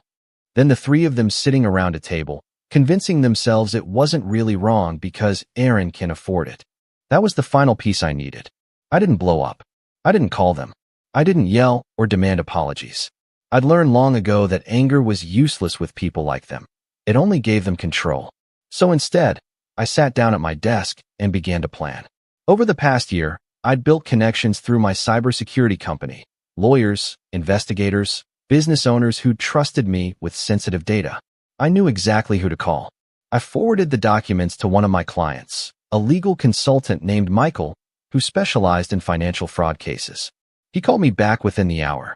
"This is serious," he said. "Forging your name on a federal loan application is fraud. Big time. Do you want to press charges?" I thought about it for a long moment. "Not yet," I said. "I want to make sure they understand what they did first." He paused. "You're planning something. Let's just say," I replied, "I'm done being their scapegoat." I spent the next few weeks gathering everything: old texts, emails, the transfer attempt, the bank record, even social media posts where Lily bragged about buying things she clearly couldn't afford. Michael helped me quietly file a fraud alert and freeze all my financial ties to their address. He also suggested something else: a formal notification to the university and loan provider that the co-signer's signature was forged. It would trigger an internal investigation, and that's exactly what I wanted. A month later, I got an email from the university's financial office confirming that Lily's loan was being reviewed for possible irregularities. A copy was also sent to her. I could only imagine the chaos that caused. It didn't take long for my phone to start blowing up. First it was Mom, then Dad, then Lily. I ignored them all for 2 days until finally I picked up, just once. "What did you do?" Lily's voice shrieked through the speaker. "They froze my account. I can't register for next semester. You ruined everything." "Actually," I said calmly, "you did that when you forged my name." "It wasn't a big deal," she yelled. "Mom said you'd understand. We just needed help for a while." "I'm done understanding," I said quietly. "Actions have consequences, Lily. Welcome to yours." She started crying, screaming about how selfish I was, how I'd destroyed her future. I listened silently for a few seconds before ending the call. A few days later, I got a call from my parents. They sounded desperate. "Aaron, this is getting out of hand," Mom said. "They're threatening legal action. You need to tell them you approved it." I couldn't help but laugh. "You want me to commit fraud to cover for your fraud?" Dad's tone hardened. "Don't be dramatic. You've got money. You can afford to fix this." And that's when I decided to make it official. I forwarded all communication to Michael, who filed the necessary paperwork. The investigation escalated quickly. Within 2 weeks, the loan was canceled due to forgery, and the matter was referred to the authorities for review. No one went to jail, but they were forced to pay back everything immediately. Every penny. The fallout was worse than I imagined. Their finances, already hanging by a thread, completely collapsed. The house went into foreclosure. Lily had to drop out of college mid-semester. I didn't celebrate it, but I didn't feel bad either. For once, I wasn't the victim. And as all of that unfolded, my own life kept rising. My company landed a major deal with a regional tech distributor, doubling our yearly revenue overnight. I hired more staff, opened a second office, and finally bought something I'd wanted for years, a small modern house overlooking the water. It wasn't about the money. It was about freedom. Every inch of that house reminded me that I built this life alone. Months passed. I didn't hear from them. Not until one chilly autumn evening, when I got another message from Lily, this time from a new number. It was just a photo. Her standing outside what looked like a rundown apartment building, makeup streaked from tears, with the caption, "Are you happy now?" I stared at it for a long time before replying. "I'm not happy you failed, Lily. I'm happy I finally stopped letting you use me." I didn't get a response. Weeks later, I heard through a mutual acquaintance that she'd moved back in with my parents, who were now renting a small place outside town. Apparently, they told everyone that I abandoned the family after getting rich, painting themselves as victims. It used to bother me how easily they rewrote the story, but not anymore. The truth didn't need defending. It spoke for itself. Then one night, I got an email from one of my business clients, a local entrepreneur who'd attended a networking event. He sent me a photo taken at the event, asking, "Is this your sister?" It was Lily, smiling in a cheap suit, standing next to a booth labeled Reeves Digital Consulting. She'd started her own company, using my last name. At first, I laughed. Then I dug deeper. Her company was basically a website copy-pasted from mine. Same layout, same services, even the same photos of devices I'd taken myself. She'd ripped everything from me. This time, I didn't even get angry. I just sent the information to my lawyer. Within a week, she received a cease and desist notice for copyright infringement and impersonation of a registered brand. Her website was taken down in 3 days. That was the end of it, officially. But emotionally, something inside me finally settled. I didn't need to scream, or gloat, or make them pay. I just needed them to see what happened when I stopped being their scapegoat and started acting like the man they said I'd never become. Sometimes revenge isn't about destroying someone. It's about outgrowing them so completely that they have to live with the proof of what they lost. And that's exactly what happened. Because while they were busy trying to tear me down, I built something that couldn't be touched. And the next time I ran into Lily, unexpectedly, at a local cafe months later, she looked at me with this hollow stare, like she didn't recognize me anymore. She forced a smile and said, "You really did it, didn't you?" I just nodded, set down my coffee, and said, "Yeah, without you." Then I walked out, leaving her sitting there, staring after me, realizing that for the first time in our lives, I didn't know her a thing. And that silence, the look on her face as she finally understood, was worth more than any revenge I could have planned. But what I didn't know then was that it wasn't quite over. Because months later, I discovered something buried deep in their mess, something that would change the story all over again. A few months passed, and I thought it was over. My parents had gone quiet, my sister was out of sight, and my business was thriving. Life felt balanced for once, peaceful, even. Every morning, I woke up to sunlight spilling through the big windows of my house by the river. I'd make coffee, check my emails, watch the water drift by. It was the kind of life I used to dream about when I was sleeping on that friend's couch after leaving home. But peace never lasts long when you've spent your life tied to people who thrive on chaos. It started with a letter, an actual paper letter, in a plain white envelope with no return address. Inside was a short handwritten note. "You ruined us. I hope you're proud." There was no signature, but I didn't need one. The handwriting was unmistakable. My mother's, sharp, controlled, always written in blue ink. I stared at it for a long moment before folding it neatly and setting it on the counter. I didn't feel angry or sad, just tired. They wanted me to feel guilt again. They wanted me to regret standing up for myself. But I didn't. Not anymore. Still, curiosity got the better of me. I wanted to know how bad things had really gotten. I wasn't going to reach out, but I knew how to find out. I had contacts, people who worked with the local banks, real estate agents, old clients who knew how to find information if you asked quietly. The truth came back in pieces. My parents had lost the house months earlier, foreclosure confirmed. They were living in a small rental on the outskirts of town. My dad had taken early retirement after his company downsized, and my mom was working part-time at a local store. Lily was back home, unemployed, still telling people she was working on her own business. Their world had collapsed completely. Part of me thought that would make me feel vindicated. But when I drove past their old house one day, the one I grew up in, and saw strangers living there, their kids playing on the lawn, I didn't feel triumph. Just distance. It wasn't my home anymore. Maybe it never had been. A few weeks later, I got a message from an unknown number. It was Lily again. Please, Aaron. I need to talk to you. It's important. For reasons I still don't understand, I said yes. Maybe I wanted closure. Maybe I just wanted to hear her say the words she'd never said before. We agreed to meet at a small diner halfway between my place and theirs. When I walked in, she was already there, hair messy, hoodie pulled over her head, fingers tapping nervously against her coffee cup. She looked up when I approached, and for the first time, I didn't see the smug, entitled sister I grew up with. I saw someone broken.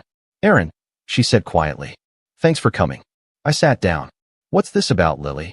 She took a shaky breath. I know you hate me, and I don't blame you, but I need to tell you something before it's too late. That line set off alarm bells in my head. Too late for what? She hesitated. Mom's sick. She hasn't told anyone, but it's bad. Cancer. Stage 3. She didn't want you to know. The words hit me harder than I expected. For a second, I couldn't speak. Since when? 6 months, she whispered. She's been trying to work through it, but the treatments are expensive. Dad's out of work. We can barely afford rent, let alone hospital bills. I leaned back in my seat, processing everything. Why are you telling me this now? She looked down at her hands. Because she won't stop talking about you. She thinks you hate her. She says she deserves it. I can't keep watching her like this. The silence stretched between us. For the first time in years, she wasn't smirking. She wasn't performing. She was just human. I didn't say much after that. I paid for her coffee, nodded, and left. On the drive home, I kept replaying her words. Mom's sick. She didn't want you to know. That night, I sat by the window for hours, staring at the river. I told myself I didn't owe them anything. And maybe I didn't. But something inside me, some small, stubborn piece of compassion, wouldn't let it go. The next morning, I called the hospital she mentioned. I didn't visit. I didn't talk to anyone. I just quietly paid off her outstanding medical bills. Every cent. The clerk on the phone asked if I wanted to leave a name on the payment record. No, I said. Just mark it as anonymous. 2 weeks later, I got another letter in the mail. This one wasn't angry. The handwriting was still shaky and careful, but the words were different. Aaron, I know what you did. Thank you. I don't deserve your kindness, but you've always been better than any of us. I'm sorry for everything. That was the last message I ever got from her. She passed away a few months later. I didn't go to the funeral. I thought about it, but in the end, I stayed home. There wasn't any anger left in me, just a quiet acceptance that some things can't be fixed. I grieved, not for the mother I had, but for the one I wish she'd been. After that, things changed in ways I hadn't expected. My father sent me an email a few weeks later, just one line. I understand now. No excuses. No manipulation. Just that. And Lily? She tried to reach out again, once, through a long message about how she wanted to start over, how she'd been going to therapy, how she was sorry for everything she'd done. I read it all, every word, and then deleted it. Forgiveness, I realized, doesn't always mean letting people back in.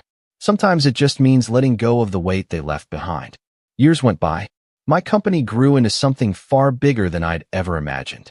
We expanded into multiple cities, hired dozens of employees, and built partnerships with major firms. I became the person I used to dream about being, the one who didn't need anyone's permission to exist. But success didn't make me forget. It just gave me perspective. One evening, after a long day at work, I found myself driving aimlessly through the outskirts of town. I passed familiar roads, the park where I used to play as a kid, the grocery store where I worked part-time at 16. And eventually, without meaning to, I ended up near that small rental house my parents had moved into after losing everything. The windows were dark. The yard was empty. The house looked abandoned. I parked across the street and sat there for a while, memories flooding back. The fights, the guilt, the years of being told to understand. That's when I realized something important. All that pain, all those years of feeling invisible, they hadn't destroyed me. They'd forged me. I wasn't standing there as the boy they'd overlooked. I was standing there as the man who built something from nothing. Before driving off, I left a small envelope in their old mailbox. Not money, not photos, just a note. I forgive you, but I'm done being your shadow. That was it. A few months later, I heard through an old neighbor that my dad had moved away. Lily too. No one knew where. Maybe they were trying to start over somewhere else. Maybe they were still running from the mess they'd made. Either way, it didn't matter. Their story wasn't mine anymore.